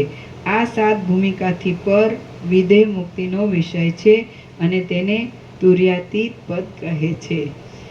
આ 7 ભૂમિકાથી પર વિદેહ મુક્તિનો વિષય છે અને તેને તુર્યાતીત પદ કહે છે. હે રામચંદ્રજી, જે મોટા ભાગ્યવાળા માણસો 7મી ભૂમિકામાં આવેલા છે તે આત્મારામ મહાત્માઓ મહત્પદને પામેલા છે. હે રામચંદ્રજી, જે મોટા ભાગ્યવાળા માણસો 7મી ભૂમિકામાં આવેલા છે તે આત્મારામ મહાત્માઓ મહત્પદને પામેલા છે. તેઓ જીવન મુક્ત દશાને જેઓ જીવનમુક્ત દશાને પામેલા છે તેઓ સુખ દુઃખમાં આસક્ત થતા નથી. કોઈ સમયે તેઓ આવી પડેલા વ્યવહારના કાર્યો કરે છે તો કોઈ સમયે તેઓ તે નથી પણ કરતા. જીવન મુક્તિ પામેલા માણસને જ્યારે તેની પાસે રહેનાર માણસ બોધ કરે છે ત્યારે તે પોતાના આશ્રમના આચારના ક્રમ વડે પ્રાપ્ત થયેલા સદાચારનું પ્રબુદ્ધ માણસની જેમ આચરણ કરે છે. છતાં જેમ સૂતેલા માણસને સુંદર સ્ત્રી સુખરૂપ થતી નથી, તેમ તે આત્મારામ પુરુષને જગતની એક પણ ક્રિયા સુખરૂપ થતી નથી. આ પ્રમાણે 7 ભૂમિકાનું જ્ઞાન વિદ્વાન માણસને જ થાય છે, પણ પશુને, સ્થાવરને અથવા મલિન ચિત્તવાળાને થતું નથી. આ પ્રમાણે 7 ભૂમિકાનું જ્ઞાન વિદ્વાન માણસને જ થાય છે, પણ પશુને, સ્થાવરને અથવા મલિન ચિત્તવાળાને થતું નથી. પશુ અથવા મલેચ્છને પણ જ્યારે ઉપર કહેલી જ્ઞાન દશા પ્રાપ્ત થાય છે ત્યારે તે દેહ સહિત અથવા દેહ રહિત હશે તો પણ તે મુક્ત થાય છે, તેમાં કાંઈ સંશય નથી. જ્ઞપ્તિ, જ્ઞાન, ગ્રંથિ, સંસારની ગાંઠ. જ્ઞપ્તિ, જ્ઞાન, સંસારની ગાંઠને કપાવવાથી મુક્તતા થાય છે. એટલે પછી મૃગ તૃષ્ણામાં જળ બુદ્ધિ તથા છીપમાં રૂપાની બુદ્ધિ વગેરે ભ્રમની શાંતિ થાય છે. જે માણસો મોહને તરી ગયા છે તથા પવિત્ર પદને પ્રાપ્ત થયા છે તેઓ આ જ્ઞાન ભૂમિકામાં આત્મલાભને પરાયણ રહેલા છે. કરેક્શન, નથીની જગ્યાએ છે. જે માણસો મોહને તરી ગયા છે તથા પવિત્ર પદને પ્રાપ્ત થયા છે તેઓ આ જ્ઞાન ભૂમિકામાં આત્મલાભને પરાયણ રહેલા છે. કેટલાક સર્વ ભૂમિકામાં ગયા છે, કેટલાક 1-2 ભૂમિકામાં ગયા છે, કેટલાક 6ઠ્ઠી ભૂમિકા સુધી ગયા છે અને કેટલાક 7મી જ ભૂમિકામાં રહેલા છે. વળી કેટલાક 3 ભૂમિકા સુધી આવેલા છે, કેટલાક છેલ્લી ભૂમિકામાં આવેલા છે, કેટલાક 4થી ભૂમિકા સુધી ગયેલા છે અને કેટલાક બીજી ભૂમિકામાં રહેલા છે. કેટલાક ભૂમિકાના અંશને ભોગવનાર છે, કેટલાક 3.5 ભૂમિકાને પહોંચેલા છે, કેટલાક 4.5 ભૂમિકા સુધી ગયા છે અને કેટલાક 6.5 ભૂમિકા સુધી આવેલા છે. ઇન્દ્રિયોના વિષય તથા શરીરજન્ય તાપની નિવૃત્તિ માટે વિવેકી માણસ બ્રહ્માકાર વૃત્તિ વડે લોકમાં ઉપરની 7 પ્રકારની ભૂમિકામાં ફર્યા કરે છે. જે ધીરજવાન માણસ આ આત્મલાભ રૂપ સર્વથી શ્રેષ્ઠ દશામાં રહે છે, જે ધીરજવાન માણસ આ આત્મલાભ રૂપ સર્વથી શ્રેષ્ઠ દશામાં રહે છે તે ચક્રવર્તી રાજા જેવો ગણાય છે અને તે દશામાં દિગ્ગજ જેવા શત્રુઓનો પરાજય અર્થાત 7 દ્વીપનું રાજ્ય પણ તૃણ સમાન ગણાય છે. ઇન્દ્રિયો રૂપી શત્રુને જીતનાર જે માણસ ઉપર કહેલી 7 ભૂમિકામાં જય જયકાર ભેર રહે છે તે મહાત્મા વંદન કરવા યોગ્ય છે. ઇન્દ્રિયો રૂપી શત્રુને જીતનાર જે માણસ ઉપર કહેલી 7 ભૂમિકામાં જય જયકાર ભેર રહે છે તે મહાત્મા વંદન કરવા યોગ્ય છે. તે ભૂમિકામાં ચક્રવર્તીપણું તથા બ્રહ્માનું શરીર પણ તૃણરૂપ ગણાય છે. તે ભૂમિકામાં ચક્રવર્તીપણું તથા બ્રહ્માનું શરીર પણ તૃણરૂપ ગણાય છે, કારણ કે તેવા પુરુષને ચક્રવર્તી રાજ્ય તથા બ્રહ્માનું શરીરથી પણ ઉત્તમ એવું વિદેહ કૈવલ્ય સુખ આ જગતમાં જ મળે છે.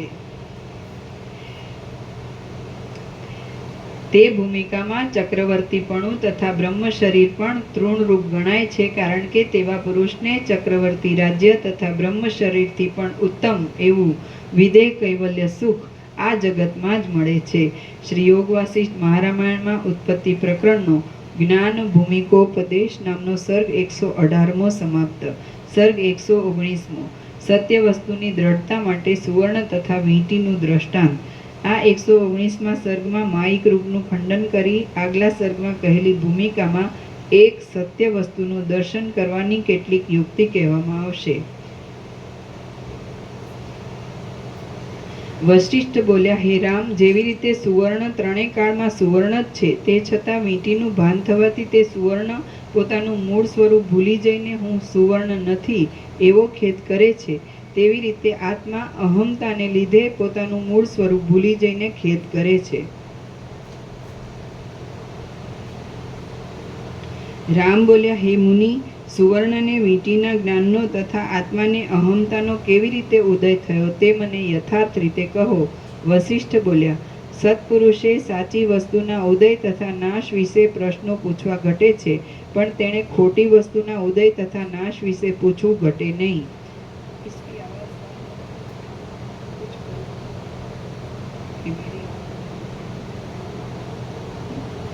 अहमता तथा वींटीपणु नहीं, इसी में कर कुछ कम हो गई।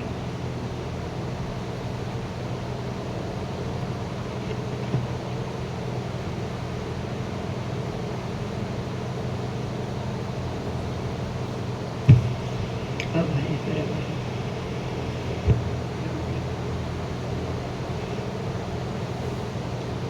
वशिष्ठ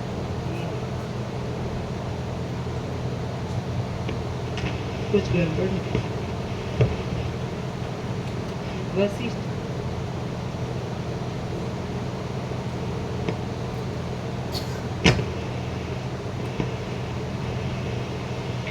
વશિષ્ઠ બોલ્યા, હે રામ, જેવી રીતે સુવર્ણ ત્રણેય કાળમાં સુવર્ણ જ છે, તે છતાં વીંટીનું ભાન થવાથી તે સુવર્ણ પોતાનું મૂળ સ્વરૂપ ભૂલી જઈને હું સુવર્ણ નથી એવો ખેદ કરે છે, તેવી રીતે આત્મા અહમતાને લીધે પોતાનું મૂળ સ્વરૂપ ભૂલી જઈને ખેદ કરે છે.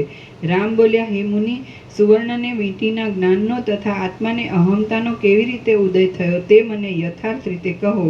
વશિષ્ઠ બોલ્યા, સત્પુરુષે સાચી વસ્તુના ઉદય તથા નાશ વિશે પ્રશ્નો પૂછવા ઘટે છે, પણ તેણે ખોટી વસ્તુના ઉદય તથા નાશ વિશે પૂછવું ઘટે નહીં. અહમતા તથા વીંટીપણું એ બંને વસ્તુ જ ખોટી છે, કારણ કે કોઈ માણસને સુવર્ણની ખરીદી કરવી હોય ત્યારે તે સુવર્ણના દલાલને કહે કે મારે સુવર્ણ લેવું છે. હવે તે દલાલ તમે સુવર્ણને માટે આ વીંટી રાખો એમ કહીને સુવર્ણના બદલે વીંટી આપે છે, ત્યારે વીંટી એ પણ સુવર્ણ જ છે, એમાં કાંઈ પણ સંશય નથી.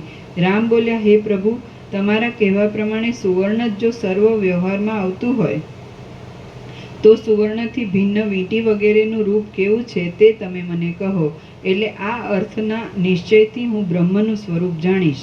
વશિષ્ઠ બોલ્યા, હે રામચંદ્રજી, જે વસ્તુ ખોટી છે તેનું રૂપ નથી, માટે રૂપ રહિત વસ્તુના રૂપનું જો નિરૂપણ થતું હોય તો વાંજણીના દીકરાનો આકાર તથા ગુણ તમે કહો. વીંટીપણું એ માત્ર ખોટી ભ્રાંતિ છે, એ અસત રૂપવાળી માયા છે અને અવિચારથી દેખાય છે તથા સારી રીતે વિચાર કરવાથી જોવામાં આવતી નથી. એ પ્રસિદ્ધ માયાનું સ્વરૂપ છે. મૃગતૃષ્ણાના જળમાં, આકાશના બે ચંદ્રની ભ્રાંતિમાં તથા અહમતામાં અવિચારથી માયાનું રૂપ દેખાય છે તથા સારી રીતે વિચાર કરવાથી નથી દેખાતું. છીપમાં રૂપાનો આકાર જોવામાં આવે છે, પણ તે છીપમાંથી એક અણુ જેટલું અથવા એક કણ જેટલું રૂપું પણ એક ક્ષણ પણ મળતું નથી. એ પ્રમાણે અવિચારથી છીપમાં રૂપાપણું તથા ઝાંઝવાના જળમાં જળપણું અસત છતાં સત હોય એવું જણાય છે. જે વસ્તુ મૂળમાં જ નથી તેનું નાસ્તિકપણું એ વસ્તુ નથી એવો નિશ્ચય વિચાર કરવાથી પ્રકાશ પામે છે. જે વસ્તુ મૂળમાં જ નથી તેનું નાસ્તિકપણું વિચાર કરવાથી પ્રકાશ પામે છે તથા અવિચારથી મૃગતૃષ્ણામાં જળની બુદ્ધિની પેઠે સ્ફુરે છે, એટલે તે ભ્રાંતિ મળતી નથી. ભૂતની ભ્રાંતિનો ગભરાટ બાળકને મરણરૂપ થઈ પડે છે, તેવી રીતે અસત વસ્તુ પણ કોઈ સમયે સત્કાર્ય કરવા સમર્થ થાય છે. રેતીમાં જેવી રીતે તેલ નથી તેવી રીતે સુવર્ણમાં સુવર્ણ વિના વીંટી તથા કડાપણું કાંઈ પણ નથી. સાચી વસ્તુથી જ વ્યવહાર થાય અને મિથ્યા વસ્તુથી ન થાય એવો કંઈ નિયમ કર્યો નથી, કારણ કે કોઈ સમયે મિથ્યા યક્ષથી બાળકને થતા વિકારની જેમ મિથ્યા વસ્તુ પણ સાચું કામ કરે છે. ઝેરમાં અમૃતની ભાવના દ્રઢ થવાથી તે ઝેર પણ અમૃતનું કામ કરે છે. તેવી રીતે સાચી અથવા ખોટી વસ્તુનો હૃદયમાં દ્રઢ નિશ્ચય થયો હોય તે વસ્તુ તેવા અર્થવાળી ક્રિયા કરે છે. જે આ દેખાય છે તે પરમ અવિદ્યા છે, તે જ માયા છે અને તેથી જ સંસ્કૃતિ છે. તેથી જ અસત તથા પ્રતિષ્ઠા રહિત આ પદાર્થમાં અહમતાપણાની ભાવના થાય છે. સુવર્ણમાં વીંટીપણું આદિ ભાવ નથી તથા આત્મામાં અહમતાપણું નથી. એવી રીતે સ્વચ્છ તથા શાંત પરમાત્મામાં અહમતાનો અભાવ છે. સત્ય વિચાર કરતા પરમાત્મા વિના કોઈ સનાતનપણું નથી. સુવર્ણમાં વીંટીપણું આદિ ભાવ નથી તથા આત્મામાં અહમતાપણું નથી. એવી રીતે સ્વચ્છ તથા શાંત પરમાત્મામાં અહમતાનો અભાવ છે. સત્ય વિચાર કરતા પરમાત્મા વિના કોઈ સનાતનપણું નથી. કોઈ વિરંચીપણું નથી, કોઈ બ્રહ્માંડપણું નથી અને કોઈ પ્રજાપતિપણું નથી. તેના વિના કોઈ લોકાંતરપણું નથી અને કોઈ સ્વર્ગપણું નથી. વળી મેરુપણું નથી, અસુરપણું નથી, મનપણું નથી અને દેહપણું પણ નથી. તેના વિના કોઈ મહાભૂતપણું નથી, કારણપણું નથી, ત્રિકાળની કલ્પનાપણું નથી અને ભાવ તથા અભાવનું વસ્તુપણું નથી. તેના વિના ત્વમપણું, અહમપણું, સત્તાપણું તથા અસત્તાપણું નથી. તેમજ કોઈ પણ ભેદની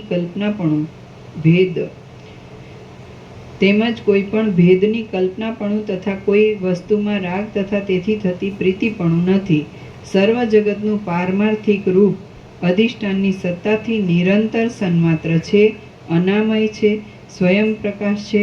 તે નામ રહિત અને કારણ રહિત છે, ઉત્પત્તિ તથા નાશના વિકારથી રહિત છે, મધ્ય તથા અંતથી રહિત છે, સર્વરૂપ નહીં છતાં સર્વરૂપ છે, મન અને વચનથી ગ્રહણ ન થાય તેવું છે, શૂન્યથી પણ શૂન્ય છે અને સુખથી પણ સુખતર છે.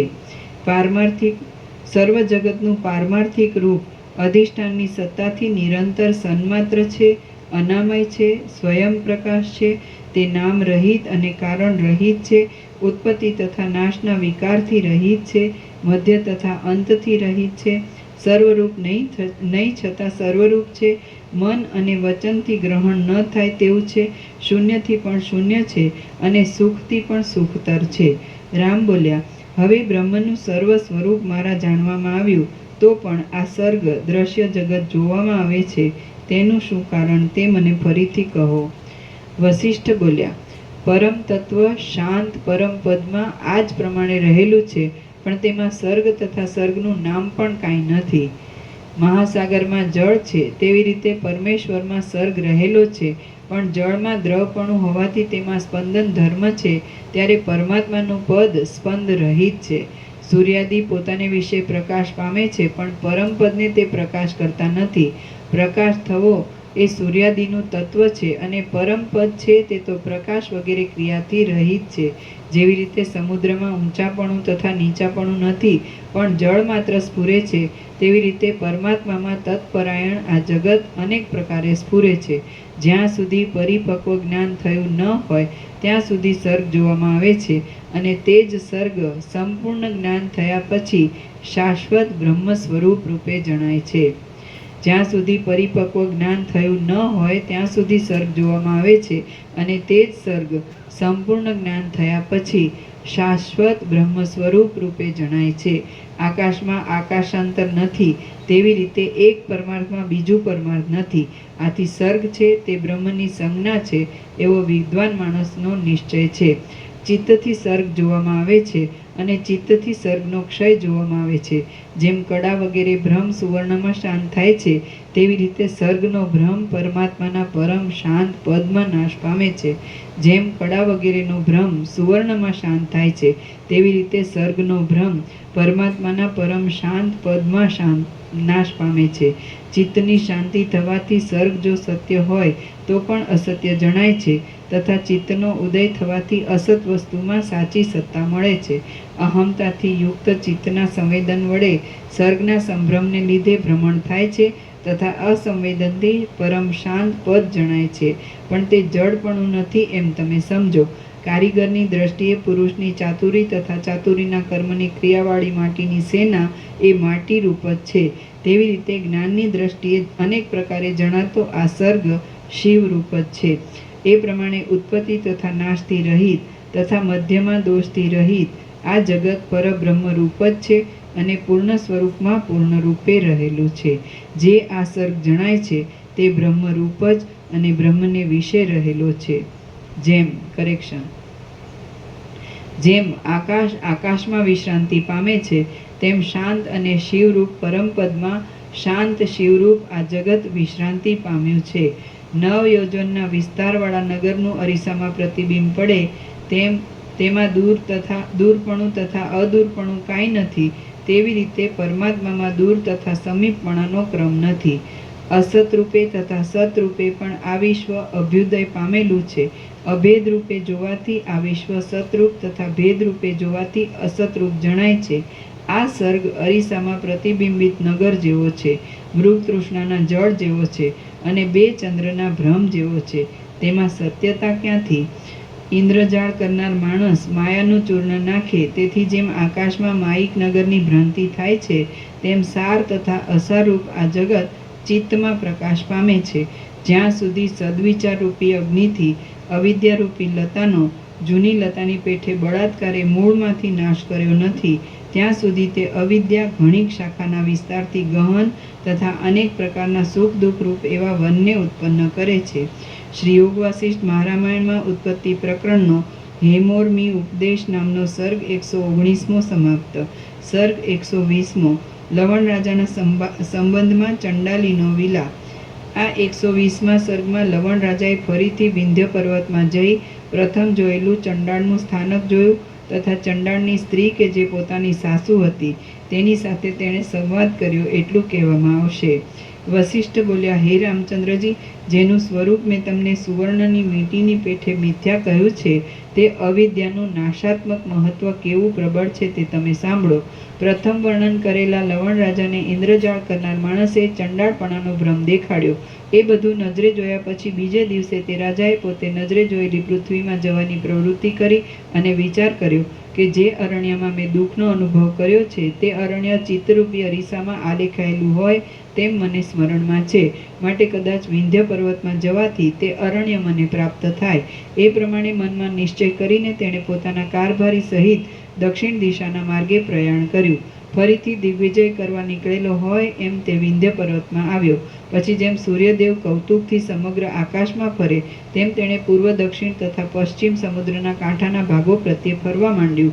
ત્યાર પછી એક પ્રદેશમાં તેણે જાણે સામે આવેલી ચિતા હોય તેમ પરલોકની પૃથ્વી જેવું એ મહાન અરણ્ય પોતાની પાસે જોયું. ત્યાં ફરતા ફરતા તેણે પ્રથમ અનુભવ કરેલા સર્વ વૃત્તાંતનો લોકોને પ્રશ્ન પૂછ્યો, તેની હકીકત જાણી અને તેથી તે વિસ્મય પામી ગયો. ત્યાં રહેનારા પારધી તથા ચંડાળને તેણે ઓળખ્યા અને વિસ્મય પામીને તેણે આકુળ બુદ્ધિથી કુતૂહલપણે ફરીથી ફરવા માંડ્યું. પછી તે એક મહાટવીમાં આવ્યો. ત્યાં ધુમાડાવાળા એક ભાગમાં જે ગામમાં પોતે ચંડાળ બન્યો હતો તે ગામ તેણે નજરે જોયું. તે ગામમાં પ્રથમ જોયેલા સર્વ માણસો, સ્ત્રીઓ, નાની ઝૂંપડીઓ, લોકોના અનેક પ્રકારના વિશ્રાંતિના સ્થાનકો, પૃથ્વીના ભાગો, વૃક્ષો, દુષ્કાળમાં દુર્દશા પામેલા પોતાના ચાકરો, તે સ્થળે રહેનાર પારધી તથા બંધુ વિનાના કેટલાક બાળકો, એ બધું તેણે નજરે જોયું, નજરે દીઠું. ત્યાં ચંડાળ દશાની પોતાની સાસુ હતી. તે બીજી વૃદ્ધ સ્ત્રીઓ કરતાં પણ વધારે વૃદ્ધ હતી અને તેની આંખમાંથી ઉજ્જવળ આંસુની ધારા ચાલી જતી હતી.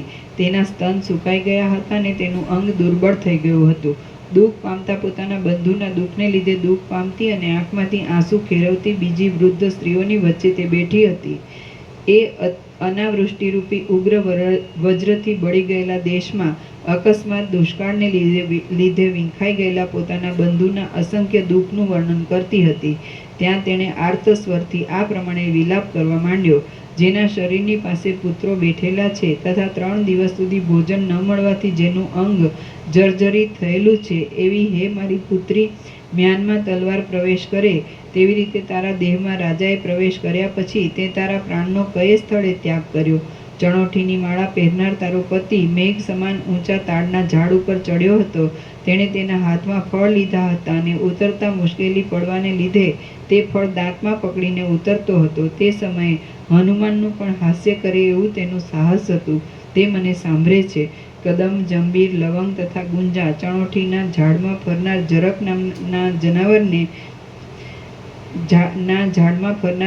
નામના જનાવરને પણ ભયંકર લાગે એવા અને પુત્રથી પણ અધિક પ્રિય જમાઈના આગમનને હવે ફરીથી હું ક્યારે જોઈશ?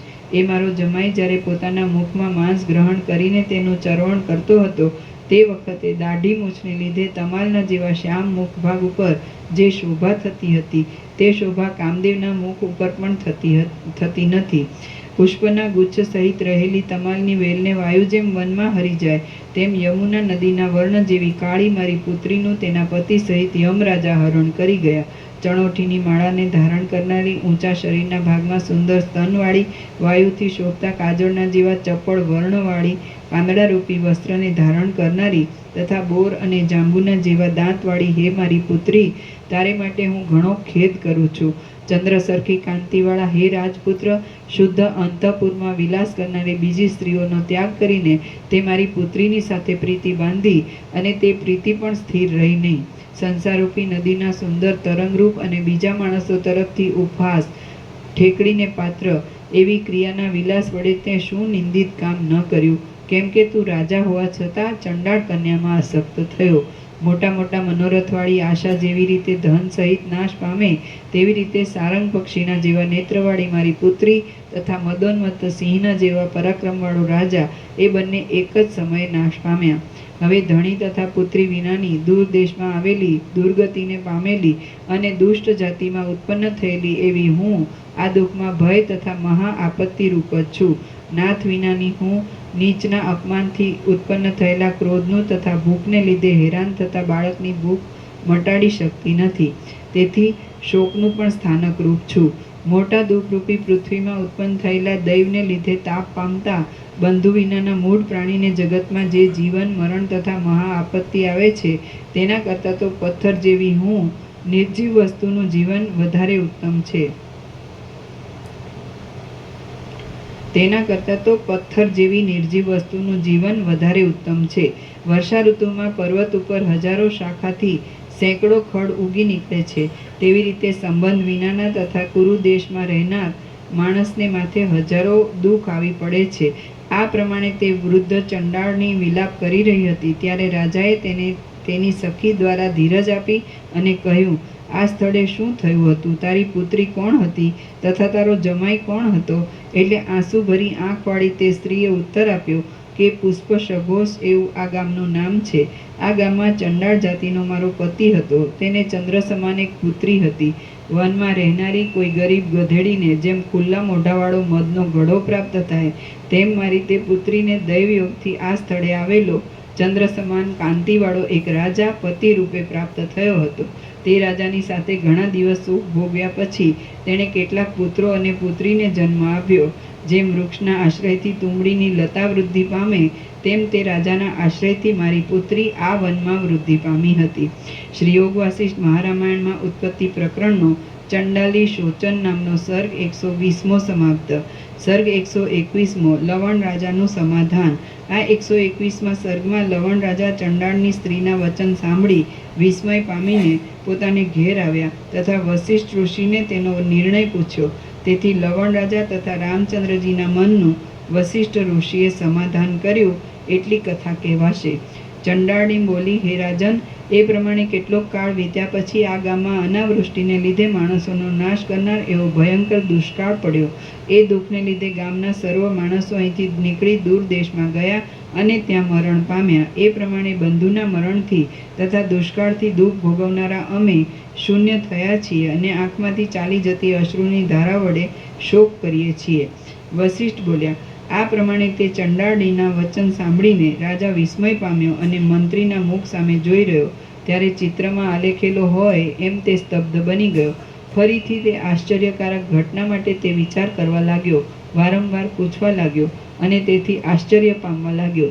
ત્યાર પછી તે રાજાએ દયામાં મગ્ન થઈને તે ચંડાળના સ્થાનકમાં રહેનાર પોતાના સંબંધીઓ તરફ દ્રષ્ટિ કરી તેમનું સન્માન કર્યું, તેમજ તેમના દુઃખનો નાશ કર્યો. એવી રીતે તે સ્થળે કેટલોક સમય રહ્યા પછી તે લવણ રાજા નિયતિ એટલે દૈવની ગતિનો વિચાર કરીને પાછો પોતાના રાજ્યમાં આવ્યો અને નગરના લોકોના વંદન ઝીલતો રાજમહેલમાં ગયો. પછી લવણ રાજાએ પ્રાતઃકાળે સભામાં મને પ્રશ્ન પૂછ્યો કે હે મુનિ, જે બાબત સ્વપ્નમાં જોયેલી હતી તે પ્રત્યક્ષ જોવામાં આવી, તેથી મને ઘણું વિસ્મય થયું છે. એ પ્રમાણે રાજાએ મને પ્રશ્ન પૂછ્યો. તેથી વાયુથી જેમ મેઘનો નાશ થાય, તેમ મેં તેના હૃદયના સંશયનો નાશ કર્યો. હે રામચંદ્રજી, આ પ્રમાણે અવિદ્યા જ મોટા ભ્રમને કરનારી છે અને તે અસત વસ્તુને સત કરે છે તથા સત વસ્તુને અસત કરે છે. રામ બોલ્યા, હે બ્રહ્મન, એ પ્રમાણે સ્વપ્નમાં જોયેલી બાબત સાચી હોય તેવી રીતે જોવામાં આવી, તેનું શું કારણ તે કહો, કારણ કે આ સંશય મારા મનમાંથી મળતો નથી. વસિષ્ઠ બોલ્યા, હે રામચંદ્રજી, અવિદ્યામાં સર્વ વસ્તુનો સંભવ છે. સ્વપ્નમાં અવિદ્યાને લીધે ઘટમાં પણ પટ વસ્ત્રની બુદ્ધિ થાય છે. અવિદ્યાને લીધે અરીસામાં રહેલા પર્વતની પેઠે દૂરની વસ્તુ પાસે જણાય છે અને સુખે નિદ્રા આવવાથી જેમ લાંબી રાત્રિ ક્ષણવારમાં ચાલી જાય છે, તેમ અવિદ્યાને લીધે લાંબો વખત પણ ક્ષણવારમાં વહી જાય છે. સ્વપ્નમાં પોતાનું મરણ થાય છે, તેવી રીતે અવિદ્યાને લીધે અસંભવ વસ્તુ પણ સંભવિત થાય છે. સ્વપ્નમાં થતા આકાશગમનની જેમ અસત્ય બાબત પણ અવિદ્યાને લીધે સત્ય લાગે છે. માણસ ફૂલડી ફરે છે તે તે વખતે આખી પૃથ્વી ફરતી હોય એમ દેખાય છે. તેવી રીતે અવિદ્યાને લીધે સ્થિર વસ્તુ પણ અસ્થિર જણાય છે. વળી મદથી ચિત્તમાં ક્ષોભ પામેલા માણસને દ્રશ્ય પદાર્થ ચલાયમાન જણાય છે. તેવી રીતે અવિદ્યાને લીધે અચળ વસ્તુ ચલાયમાન દેખાય છે. વાસનાવાળું ચિત્ત જેવી જેવી ભાવના કરે છે તેવો તેવો તેને અનુભવ થાય છે. વળી તે અનુભવ સાચો પણ નથી તેમ ખોટો પણ નથી. જ્યારે મિથ્યા અહંતારૂપ અવિદ્યાનો ઉદય થાય છે ત્યારે આદિ અંત તથા મધ્યથી રહિત બ્રહ્મનું અનંત બ્રહ્મપણું પણ અનંત છે. કરેક્શન, લાંબુ કરેક્શન છે. જ્યારે મિથ્યા અહંતારૂપ અવિદ્યાનો ઉદય થાય છે ત્યારે આદિ અંત તથા મધ્યથી રહિત બ્રહ્મનું અનંત બ્રહ્મપણું પણ અનંત છે. પ્રતિભાસના પરવશપણાથી સર્વ અવળાપણું જણાય છે. તેથી એક ક્ષણ કલ્પરૂપ તથા એક કલ્પ ક્ષણરૂપ થઈ પડે છે. બુદ્ધિ અવળી થવાથી જંતુ પોતાના આત્માને ઘેટારૂપ જુએ છે અને વાસનાને લીધે કોઈ સમય ઘેટો પણ પોતાને સિંહપણું ધારણ કરે છે. અવિદ્યા વિષમ અને વાસનાને લીધે કોઈ સમય ઘેટો પણ પોતે સિંહપણું ધારણ કરે છે. અવિદ્યા વિષમ ભ્રમ ઉત્પન્ન કરનારી છે. મોહ અને અહંતા વગેરે પણ ભ્રમને ઉત્પન્ન કરનારા છે. એ પ્રમાણે અવિદ્યા તથા તેથી થયેલા મોહ અને અહંતા આદિ એ સર્વ ચિત્તના અવળાપણારૂપી ફળ સંપત્તિના કારણરૂપ છે. તેથી તેઓ વાસનાને લીધે અકસ્માત મોટા આરંભવાળા વ્યવહારનો સંવાદ કરે છે. ચંડાળના સ્થાનકમાં કોઈ ચંડાળ કન્યાનો કોઈ ચંડાળની સાથે વિવાહ થયો અને તે સત હોય અથવા અસત હોય તો પણ લવણ રાજાના મનમાં તે સાચો પ્રતીત થયો. જે પ્રમાણે કોઈ માણસે કાંઈ કામ કરેલું હોય અને એનો તેને સંપૂર્ણ અનુભવ હોય તો પણ તેને કરેલી ક્રિયાનું વિસ્મરણ થઈ જાય છે, તે પ્રમાણે તેને કોઈ સમય ન કરેલા તથા અનુભવમાં ન આવેલા વિષયનું સ્મરણ પણ આવે છે.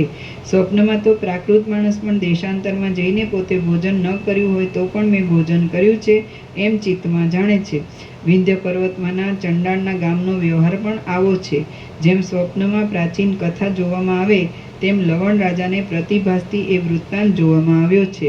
અથવા લવણ રાજાએ સ્વપ્નમાં જે વિભ્રમ જોયો હતો તે જ વિભ્રમ વિંધ્ય પર્વતમાંના ચંડાળના ચિત્તમાં પ્રાપ્ત થયો. એટલે કે પછીની અઢી લાઈન કેન્સલ કરવાની છે.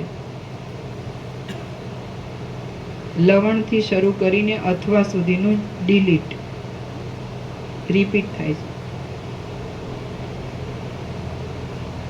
અથવા લવણ રાજાએ સ્વપ્નમાં જે વિભ્રમ જોયો હતો તે જ વિભ્રમ વિંધ્ય પર્વતમાંના ચંડાળના ચિત્તમાં પ્રાપ્ત થયો. એટલે કે વિંધ્ય પર્વતના ચંડાળની કલ્પનાનો લવણ રાજાના ચિત્તમાં ઉદય થયો.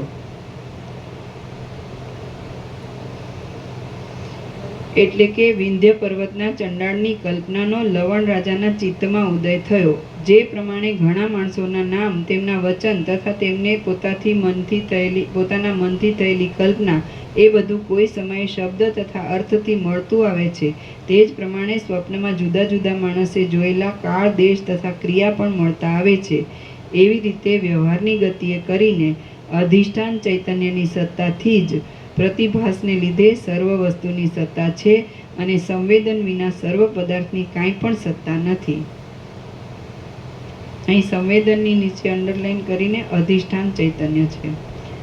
એવી રીતે વ્યવહારની ગતિએ કરીને અધિષ્ઠાન ચૈતન્યની સત્તાથી જ પ્રતિભાસને લીધે સર્વ વસ્તુની સત્તા છે અને સંવેદન અધિષ્ઠાન ચૈતન્ય વિના સર્વ પદાર્થની કાંઈ પણ સત્તા નથી.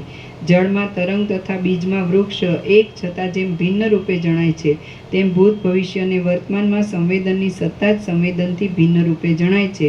પણ તેનું સતપણું અથવા અસતપણું સતપણું પણ નથી અને અસતપણું પણ નથી.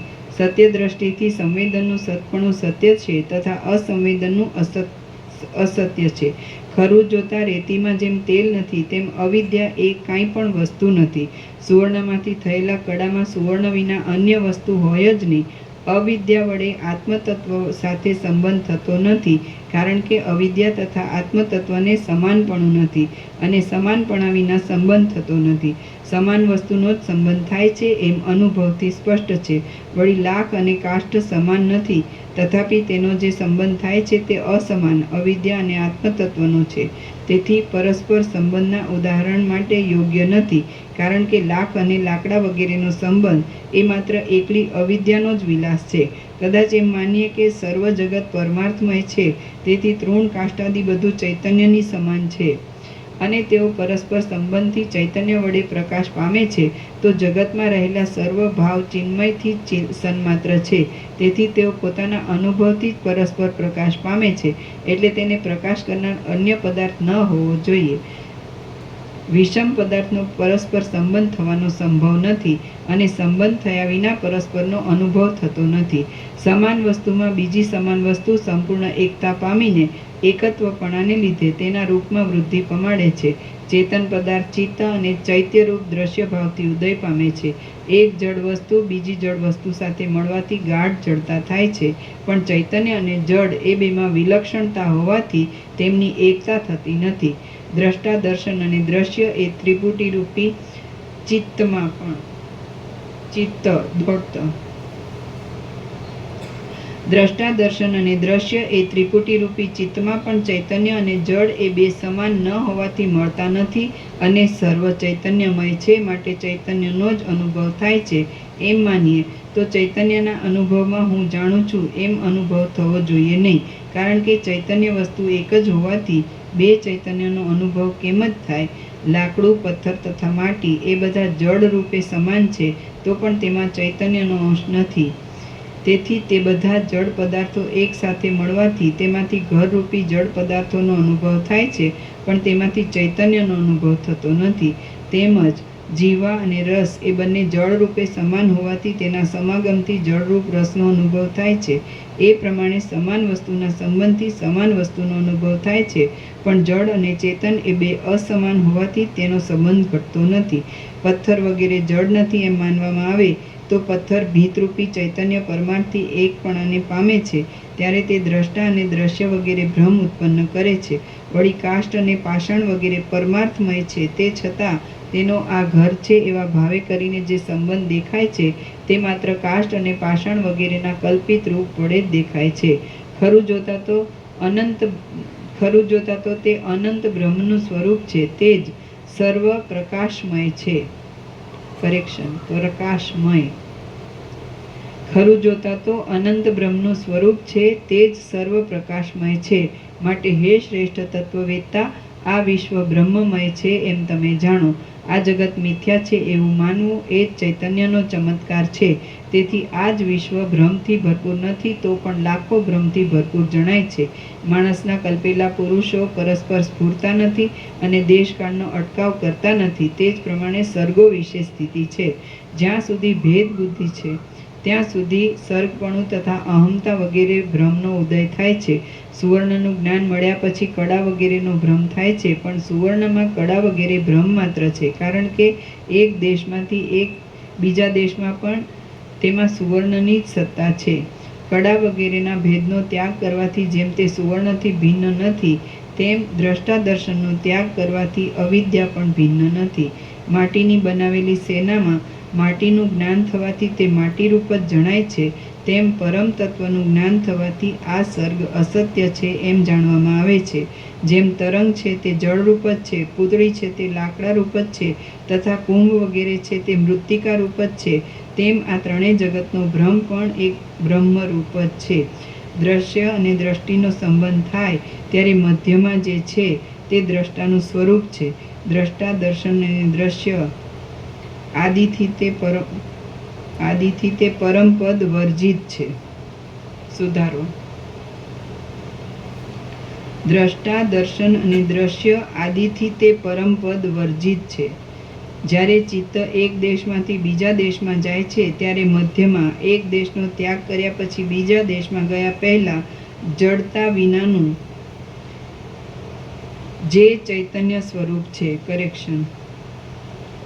તથા જ્ઞાનના મનરૂપ ચિત્તનું એટલું કાઢી નાખવાનું.